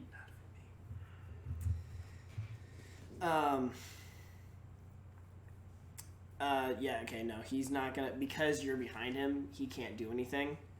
So I'm just gonna make that save, and then, Double check what you can do.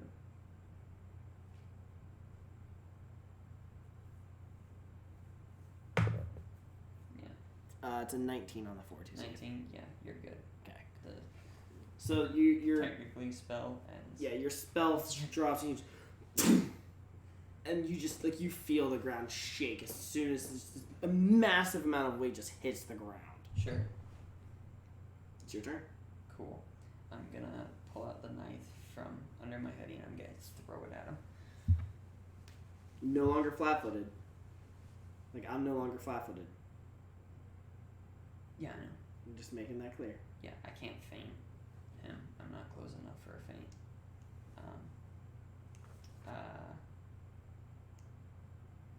And I can stun him again. Oh no, I can't. I have to wait a little bit because he succeeded. I will say at the start of my turn, I enter unattuned stance, so I lose my gravity points. So I'm unattuned currently, but I'm gonna throw the knife at him. That's gonna be, what, 24 to hit. Cool. Roll damage. Let's roll some flipping damage. Yeah, that's not that good. That's gonna be 6 points of damage. Okay. And then I throw him, I hit him with the knife, And it like sticks in his shoulder. Yeah. And like it sticks. Like the entirety of the blade is stuck in there. Cool. I then take the 30 feet of my movement to keep moving away from it. I then hold out my hand and the knife flies back because that is a thing you can buy for weapons in this game. And you just hear another as the blade gets ripped out of its shoulder again. Maybe it does a little twist before it rips back No. out. C13. Okay. Kibble. I am going to jump on its back Oh gosh. and stab it with my knife. Okay. So for this, Acrobatics or athletics? Here we go. Actually, can I jump on its back and start shooting it in the skull? That's going to be an acrobatics check against a reflex save. Okay. See, now you've Is done this point blank last range, is that a disadvantage to me if I'm holding it to his head and shooting? Okay, cool. I don't think it changes anything. Whew. Well, that's... It's What am I rolling for? Shadowrun. or it is. Acrobatics, you said? Okay. Thankfully, I have a really good cushion, but that's going to be a 13.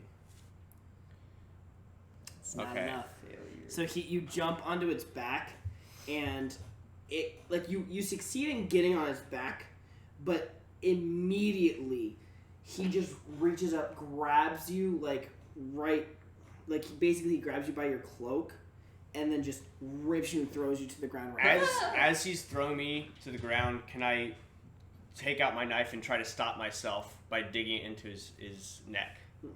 No? Okay. No. Okay. So is that it for my turn? That's your standard action. You are currently on the ground. You can take your move action to get up. My move. Okay. Half your movement, correct? No. In this, Oh. it's a full movement action to stand up. Flip. Okay. Good to know. Yikes. Okay. I'm going to stand up then. Okay. So you are now in front of this creature. That didn't work. No, it did not. And at this point, like, he can still see you, or rather, he can still. No, he can't. He can still see you. Okay, he can still see you, but I am 60 feet away. exactly, he's like, that ain't gonna happen. So he's gonna go for you. He's coming in with his claw first. So basically, he's like just ripped you down, and now he's gonna strike at you with his right claw, Welcome to my world. and that is a 26. Yeah, it definitely hits. This thing has a plus 11 to its attack rolls. That's all I'm saying. It literally hits us on anything. I have to roll a 1 to miss. Yeah, exactly. Actually, you'd have to roll anything below a 6. Listen, some of us don't pick heavy armor. That is 12 points of slashing damage. Ow. I'm really questioning your balancing. Oh, wait. No, I'm stupid. I leave that there and do Yeah. this. Welcome. All right, and then at that point, he's going to just step over you because he's taller than you. He's just gonna step over you, and he's gonna start closing the distance on you. Cool. And back to you, Kay. All right, cool. I enter photon stance, so I get a point of that. How close is he to me? You're 30 feet away. Cool. Good to know. What's the room like? You're pretty much in a hallway right now. So like the door where he was and where C13 currently is back here. You're all the way over here, Sure. and he's in the dead center between you two. Cool. Let's see here. I literally have 2 flippin' hit points. I can't do a whole lot. So let's see here.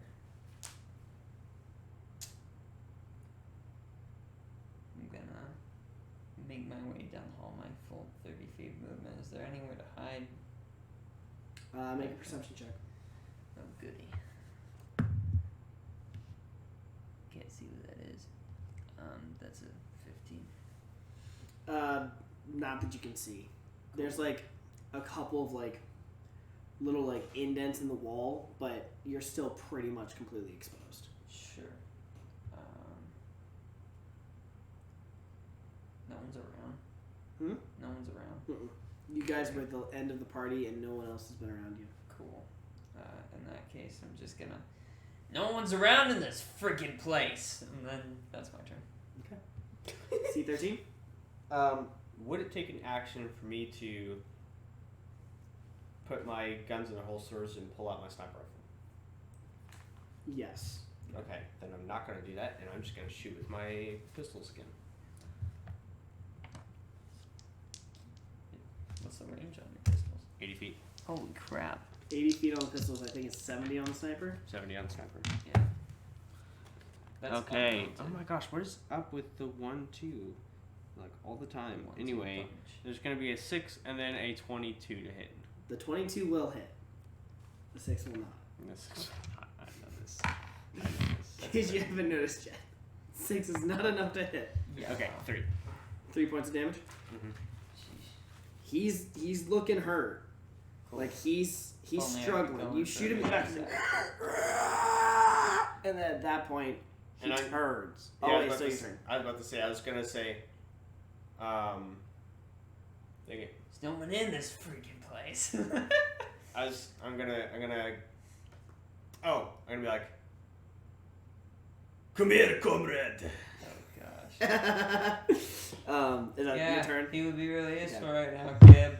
So so you shoot the guy and he hears you say, "Come here, comrade," and he just, yeah. Oh my god! The hag just came out of my Hey, throat. Bobby, all I'm saying is welcome to me the other night when I did the ghost. Oh my god. Slash scarecrows. He's going to pull out a rifle. I'm just, wait, what? Yeah. This is a thing that can What's hold a this thing rifle? look like, by the way? It's- You never really described it. It's like this 7.5 foot tall creature. There's a quick second You where said it's got like 4 legs, right? It has 4 legs and it has like a giant, like almost like a Black Widow-esque abdomen kind of going under it. Okay. Like think of like the big thing at the end of the at the like where the Black Widow's thing is. Yeah. I can't think of what the actual Abdomen? term is. That's what I would think it is. Thorax. But then Thorax. sure, because then he actually has like an actual abdomen with 2 very long arms Gotcha. and then a head. Okay. And the Come here, head comrade. the head has a very the head is armored, Uh-huh. but you can tell it's like a very insect-like face. It's not a Sheeran, but it's a very insect-like face in there. That actually sounds really cool. Come here, comrade. I feel like It does. playing the original Battlefront. So this dude he just Watch those wrist rocks. he's getting slower and he exactly. just turns. He pulls out this rifle and he's aiming at There's you. a quick second where I the rifle, I IK, and I go, dips. I don't know. Okay. That's gonna hit. Is this another natural 20? No, it's a 19. Oh my god. Can you start What's rolling the that, roll? please? It's a 27 It doesn't hit. EAC. 1d8. Oh, that's not so bad. How come I get it? This is actually the nicer. This is the nicer attack. Oh, I figured. Yeah, like why hasn't he been doing this the whole time? Because you've been up close the entire time. I am a melee character, which I never play. You've been up close the entire Which I time. never play anyway. You take 4 points of fire damage. Oh, okay. Like I said, I rolled a 1. This is the nicer attack. Oh yeah, I believe it. And then he's gonna move 15 feet towards you. He's not gonna move the full 30. He's gonna only move 15. When he shoots me, I'm gonna go. You're gonna ruin my poncho. That was really cool, kid. Really cool. And then it's back to K. Cool. I'm still in photon stance, so I take a second point. I need one more for supernova, so.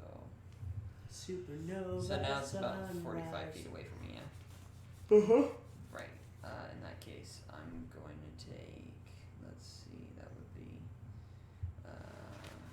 25 feet of my movement to go towards this creature, and I'm going to check the knife again, Why wouldn't you move the full 30 feet? because I only want to be within 20 feet of it.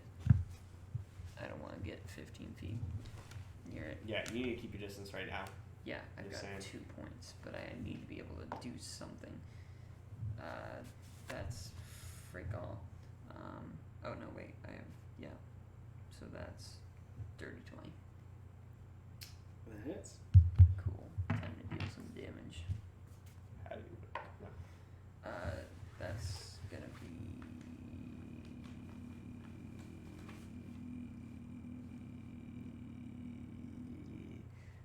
That's gonna be a words. If I could speak words, that would be really cool. That's 8 going points to of be 8 damage. words. Because I'm a Solarian and I deal lots of damage if I hit things.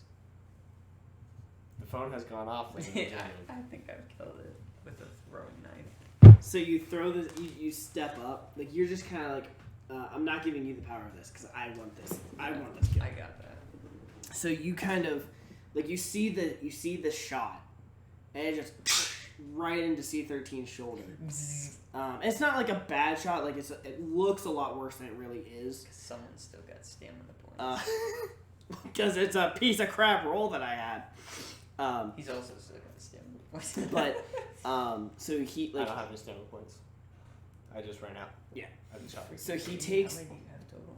13. So you take this opportunity and you just start charging, and mid-run you just pull out your dagger and just shoot, and you just let it fly, and it is a direct hit, center of the back, and this knife, like it actually goes further in than the blade allows, like half the hand, like half the Hilt. Hilt. Yeah, the hilt goes in as well, and it's like you can tell it hit its spine. The creature. And like it's a boom, and you feel the whole floor shake. Without With hesitation it. or a second pause, I walk up and collect the rifle. Guess what you have to make first? Ha! Oh frick, it's not there.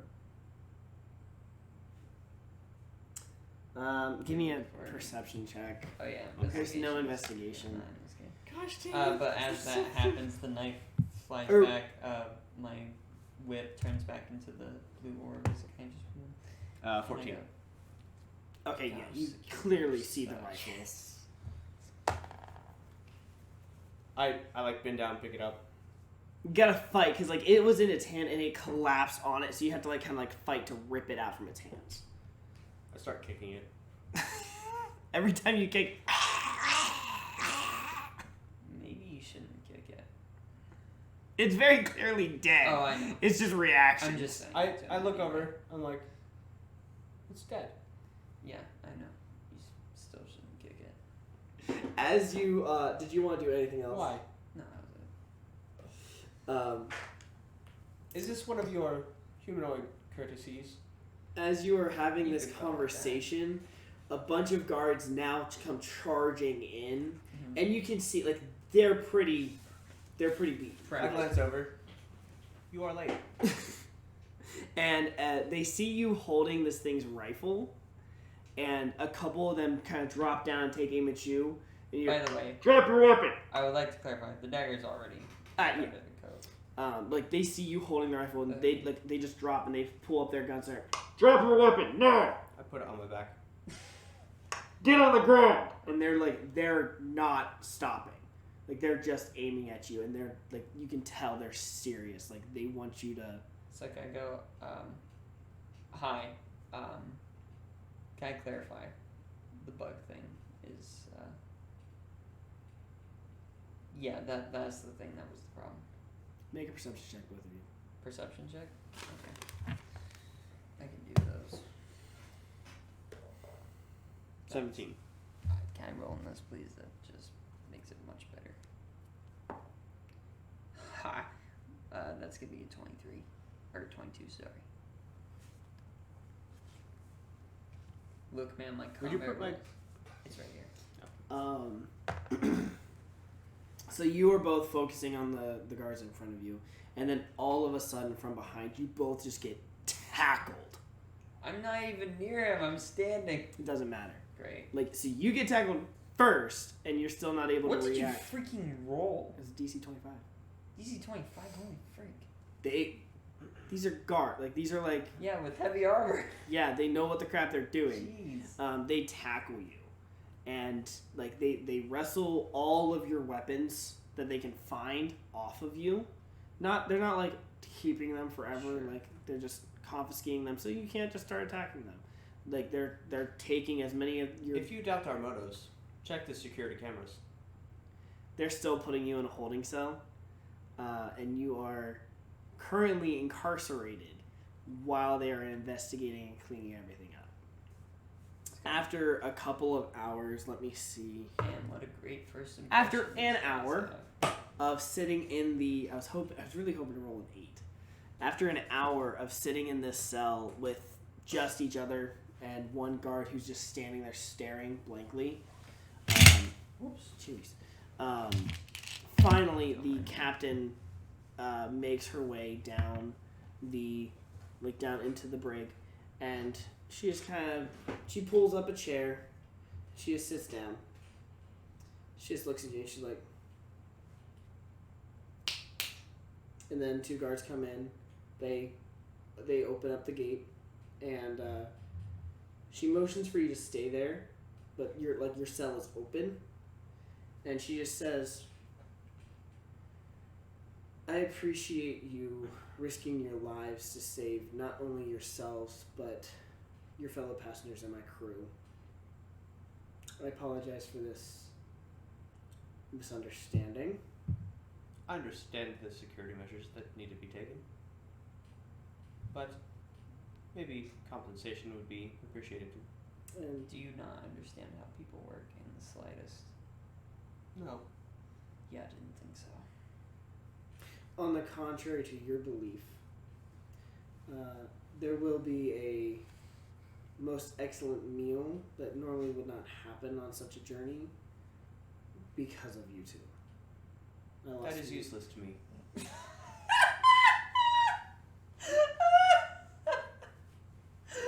Very blank expression.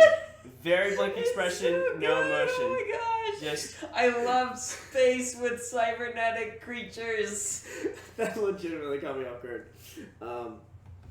I was waiting. I knew it was coming too. As soon as he started saying a fancy meal, I just.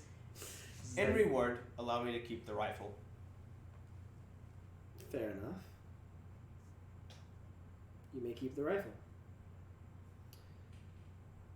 And you get food. Now, please return to your barracks, or, pardon me, used to talking to soldiers. Return to your Sense dormitories. modes check.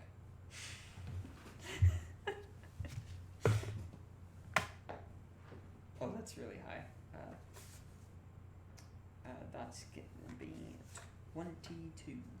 Yeah, no, she saw the turn. Okay, cool. She corrects herself. Sorry, I meant dormitories. Used to talking to soldiers. Return to your dormitories. We will fetch you and your fellow passengers shortly when it is time for the celebration of whatever the heck this was.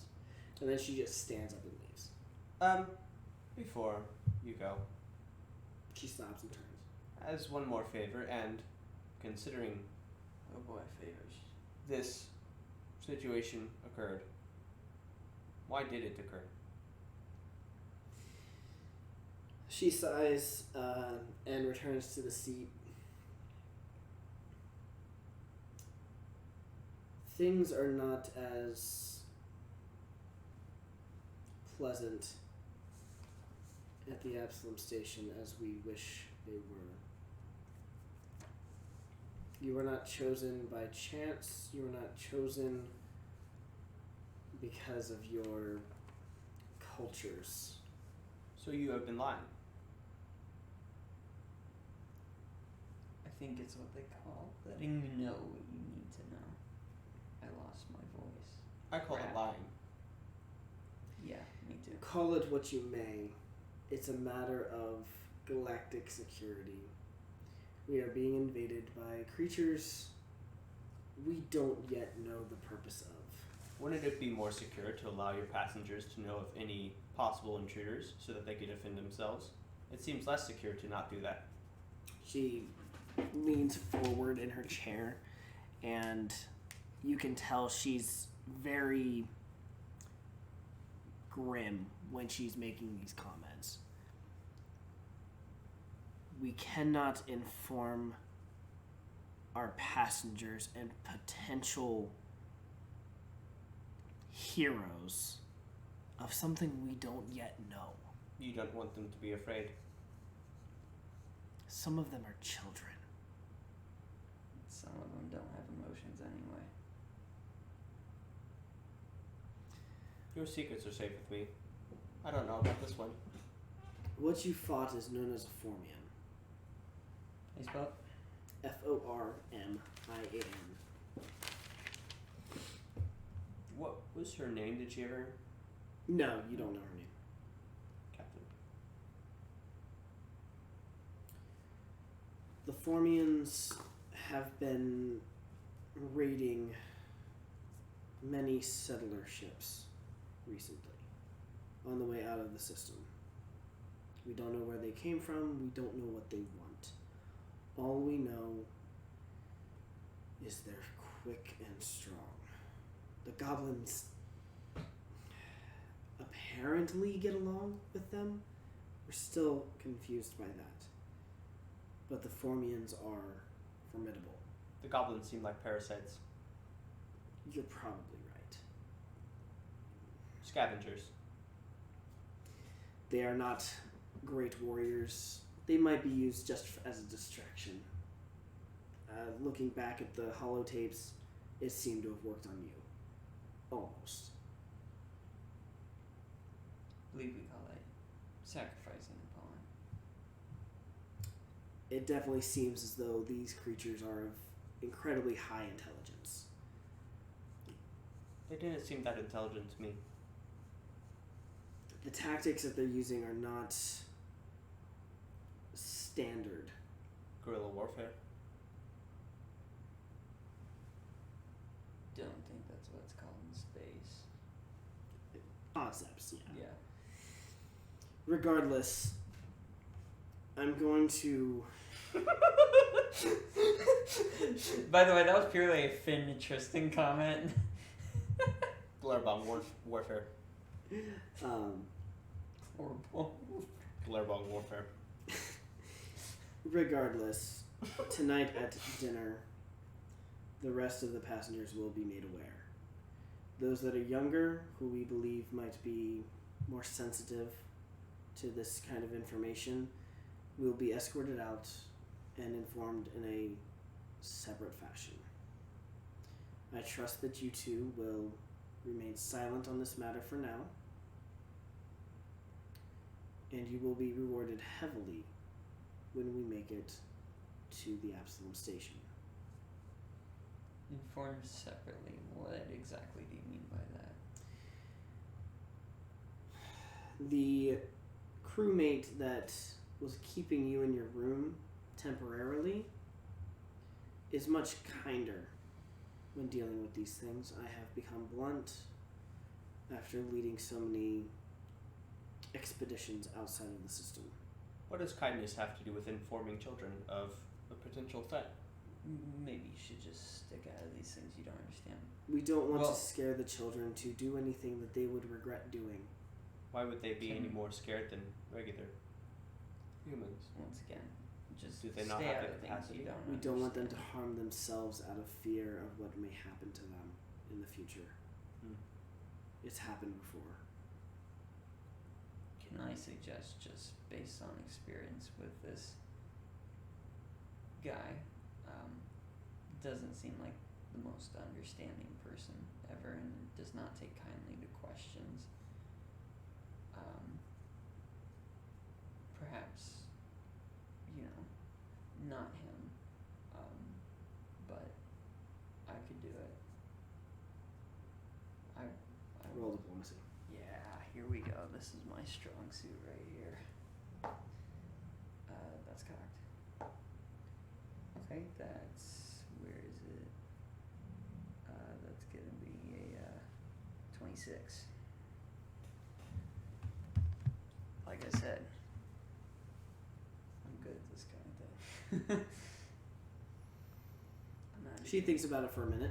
not even playing it on. To be fair, except for those who are enemies with all here, I've not seen him make any enemies aboard. She thinks another minute. You saying I would make enemies easily? I said that you have not. She finally just stands up. She kind of like straightens her uniform, hands behind her back, and just looks at you, deadpan. When my men lead the children out of the dining hall, you will follow. You will make the announcement. Please be gentle. And then she turns and leaves. A guard comes up, two guards rather come up, each one bearing one of your belongings. Do you have med kits? What? Do you have med kits? Med kits? Yeah. It sounded like bed. Yeah, that's what I heard. I'm like, wait, you have a dormitory. Why would you need a med kit? He likes the floor. I prefer standing. Yeah, before Power before you down. were like that hour that you were just left in the cell, and prior to that, like Yeah. during your processing, basically, you would have been like you would have received any medical attention for you or mechanical attention rather for you. Cool. So yeah, you're back to normal. They top of the line repairs Right. and healing. You are no longer at 2 hit points. Yeah, that's cool. Hey, thanks, guys. This- So This will suffice. the 2 guards return all your gear to you.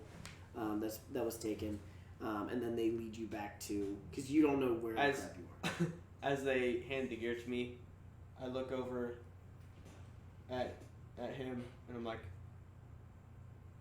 "Thank you." You getting there? He's getting there. So you make it back to your dorms. Good attempt, kid. Accessing emotional databases. You make it back to your dorms.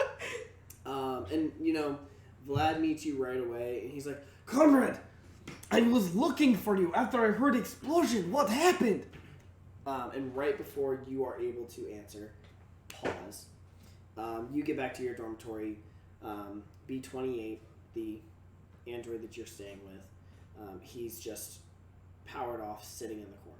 Like, not powered off, but like standby basically. He didn't even care that you were gone. Mm-hmm. And then at that moment, I don't care that he didn't care. yeah, exactly.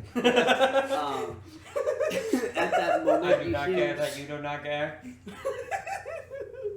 At that moment, the little bell goes off, alerting dinner time. You Reaching make an your airport. your way to the Yeah. dining hall. Please proceed to the dining hall. If your flight is 0023 to New York, your gate has been changed. So you make your way to the dining hall. Yeah. Dinner's dinner's done. all the androids get like the finest oil or whatever the crap I androids don't think consume. they technically eat. I don't know. Whatever an android would consume at I mean, dinner. we can eat. It just doesn't do anything for us. Yeah. I don't even know that we can taste. I We don't think so. probably we would eat to fit in, Yeah. and to honestly, we would probably be programmed to eat to make humans not feel uncomfortable. So But so anyway, after dinner is all done, great steak. Like everyone got like their prime cut steak. processing food. I would say filet mignon, but prime rib is just. From the Android table, you just hear a deluge of I feel like processing food. they get like processing digestion. they get like the actual Processing chewing. they get like the not as good portion essentially because they're androids, so they're like, what do? We don't want to waste again. Yeah. We get like chicken nuggets. Yeah. Yeah. It's like that. You're like the kid table. But This is delicious. about like once dinner's finished, the captain goes up on stage again. Like there's the music going. It's again still a party Sure. because you are the only two that know Yeah. anything. So after dinner's finished, captain goes up on stage. And she just shoots a look, and then guards come, and they escort all the younger ones out. You follow, and then news is broken. We're not gonna role play that because it's Sure. the story is set. Cool. Actually, I I'm don't kind of have to interested do- in how he He did. I do presents kid it to the stuff. kids. Okay. Sure. So, depends on what I do. Actually, I want you to make 2 rolls. Before I even say anything. I'm gonna stand. Real confident. I'm gonna stand like one of the doors. Oh, by one of you're the doors. stuck in the dining Yeah, I hall. know, in the dining hall. Like by one of the guards, just to kind of survey the room, like because I already know what happened. So in my mind, I'm like, if anyone tries to freak out and desert, I'm gonna be there. Okay. Okay, make your first roll. What am I Just rolling? roll a d20 first. Oh, lovely. Natural 20. Roll a second one. 18. Okay. First one's diplomacy, second one's intimidation. Oh, sweet. I'm good at both of those. So the first one's told us a 20. Wait, intimidation?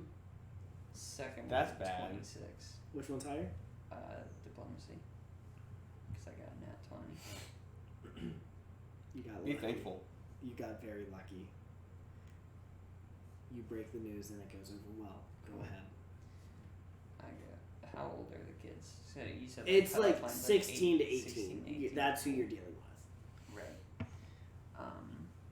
So I look out. Maybe a confused 19-year-old flipped in. Sure, right, yeah. Yeah, just like. Wait, "What is this going for on?" the 18? Yeah. Is He's like, 19? "Yo, what's up, guys?" Where are we? He's like, crap, dude, I got in the wrong place again, dude. But I look and I go, right. So, Maybe some of the less mentally capable go there, and I let the light, the light that floats around me have the light on. So, it's kind of like it's like a little A warm foam thing, glow. and it's- yeah. Blue, warmish glow. That's blue's not. I know, that's the point. But that's the color, and it doesn't change. Such as Solarians. I go, right. Well, I'm sure y'all curious about what exactly happened earlier. I know I was.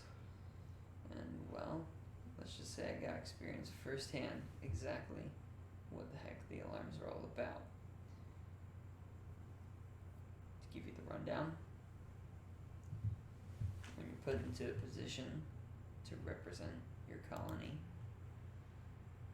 you gotta expect some serious stuff. And well, sometimes it's people that wanna hurt and kill other people. In this case, bugs that wanna hurt and kill people. There's a race called the Formian that are invading. And we're here to help decide what exactly frick was our the burning archipelago is gonna do about it. So it's kind of terrifying. You know, those suckers' claws hurt a lot. But gotta make sure we represent everyone back home. 'Cause I don't know about you, but I intend on going back home at some point. That's pretty much it. Okay. So after the news is broken, I should really talk in a higher volume, but you know, I'll work on it. It's hard to do with a deep voice. So after the news has been broken, Shut up. they you The know, point was to be a different character. all the kids are kind of like, when I say kids, of course, I mean like 16, 18 year olds. They're all kind of shell shocked. Like they don't really know if they should believe what they're hearing yet. But nonetheless, whenever the guards return, they get escorted back into the dining hall. Everyone then goes home, and it's a very somber feeling. Right. Like it's kind of like they're everyone's just getting the information to settle for now. Mm-hmm. You can tell like the older ones definitely had it rougher. Like it was not kind. Sure. It was rough, but the news was broken. Everyone seemed to have handled it well. I think it was informative enough. Everyone returns to their their dorms, and then goes to sleep. Sorry, one quick thing. I don't go to sleep. To the- Power off. To the captain, can I quickly talk to the captain? Yeah, right as everyone else is leaving the room, you're able to grab her real fast. Captain, might I suggest, for purpose of morale, playing this music over the intercom before bed might lighten their spirits. I think. Am I here at this moment in time? Are you? I don't know when he's doing this. As everyone's leaving the dining I probably would have stopped you if you were Sure. there. Be like, honestly, from human experience about this kind of thing, probably best if you just sleep on it. Sleep? Especially sleep. Both of you roll Because- diplomacy checks. I'm much better at this than he So wait, is. if I don't have diplomacy, Natural what do I 20. get? Huh? If I don't have diplomacy, You what just bonus roll is it with your You just wisdom. roll with Yeah, you just don't get any other charisma. bonuses. I got with charisma. Yeah. So 28 total for I got me, by 7. the way. Yeah, she goes with him. But I say because don't forget, this is still a pretty serious situation overall. Can't let him take it too lightly. I don't I know think you I'll wouldn't try get- human I know you wouldn't interactions get that, for a but while. that's okay. You can work on it, Kib. And so she just kind of motions and has two guards start escorting you out of the dining hall. She turns and she goes back up to the bridge. You return to your dorms. Everything, normally the dorms would be bustling and everyone's, being loud at late into the night until everyone's exhausted. But tonight it's different. There is a How very. long have we been on this ship, by the way? It's only been like 3 days. 3 days. Okay, cool. Everyone's been very quiet. It's a very somber atmosphere in the dorms right now. I've definitely had a few of those. As, I mean, like as a human, like. It's a very somber feeling, and it is just like everyone's letting it just sink in as to what they were just told and what is going to be happening. Yeah.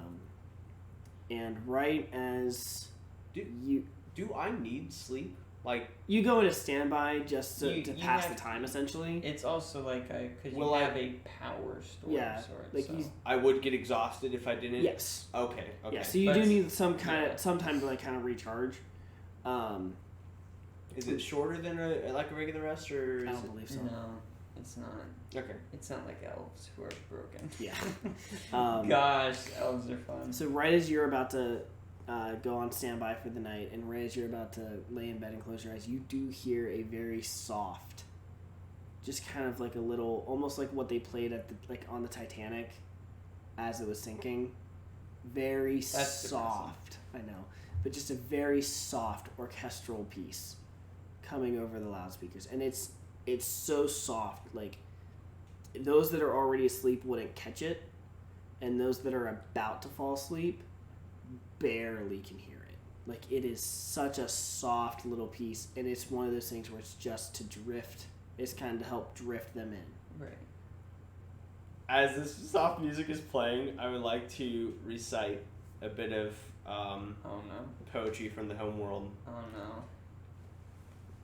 Oh gosh, no. Oh, you want me to say it? Let's Oh, dang! I don't know any poetry. I'm just saying, like, Oh, okay, that's like- fine. like So you kind of like, it's kind of like you almost like recite like a nursery rhyme almost. more of like war poetry, like a Okay, like okay. a strong leader, You you know, know, Demons the kind of run with a good man. the kind of You know what the inspiring, best part like is? turning the fear into trying to like say, Would hey, you yeah, understand you're that? afraid, but I would understand that the impact that it had, I guess. because I look at things logically and I analyze, and I would see that this had Yeah. this impact Yeah. on this people. So I would say a famous piece of, maybe not poetry, but like a famous a snippet of a famous speech from like a powerful leader that, you know, is talking about times of war and Yeah. having to stand up for your country or Yeah. Best part is world. he's saying this to himself. Yeah. You're in your room. Your B-28's already powered off for the night, and you're just kind of whispering this to yourself. Mark on your sheet, I'm giving you a +1 to diplomacy, to your next diplomacy check. To next diplomacy? To your next diplomacy check. Okay. And that's because I inspired myself. Yeah, pretty much. You pretty much inspired Wow. yourself. But that Fancy. that is going. At this point, the ship is quiet. You just hear the very soft hum of the engines as you're going through the drift again. And that is where we're gonna end for tonight's session. Gosh, I can stop talking in deep voice. Deep. Shut your mouth, I know. Comedy. Hey, this is your host Tristan. I hope you enjoyed the first episode of our Starfinder campaign. If you did, go ahead and give this video a like. Subscribe and hit the bell notification if you'd like to see future content. Don't forget to share this video with your friends, and as always, have a great day, and we'll see you next time.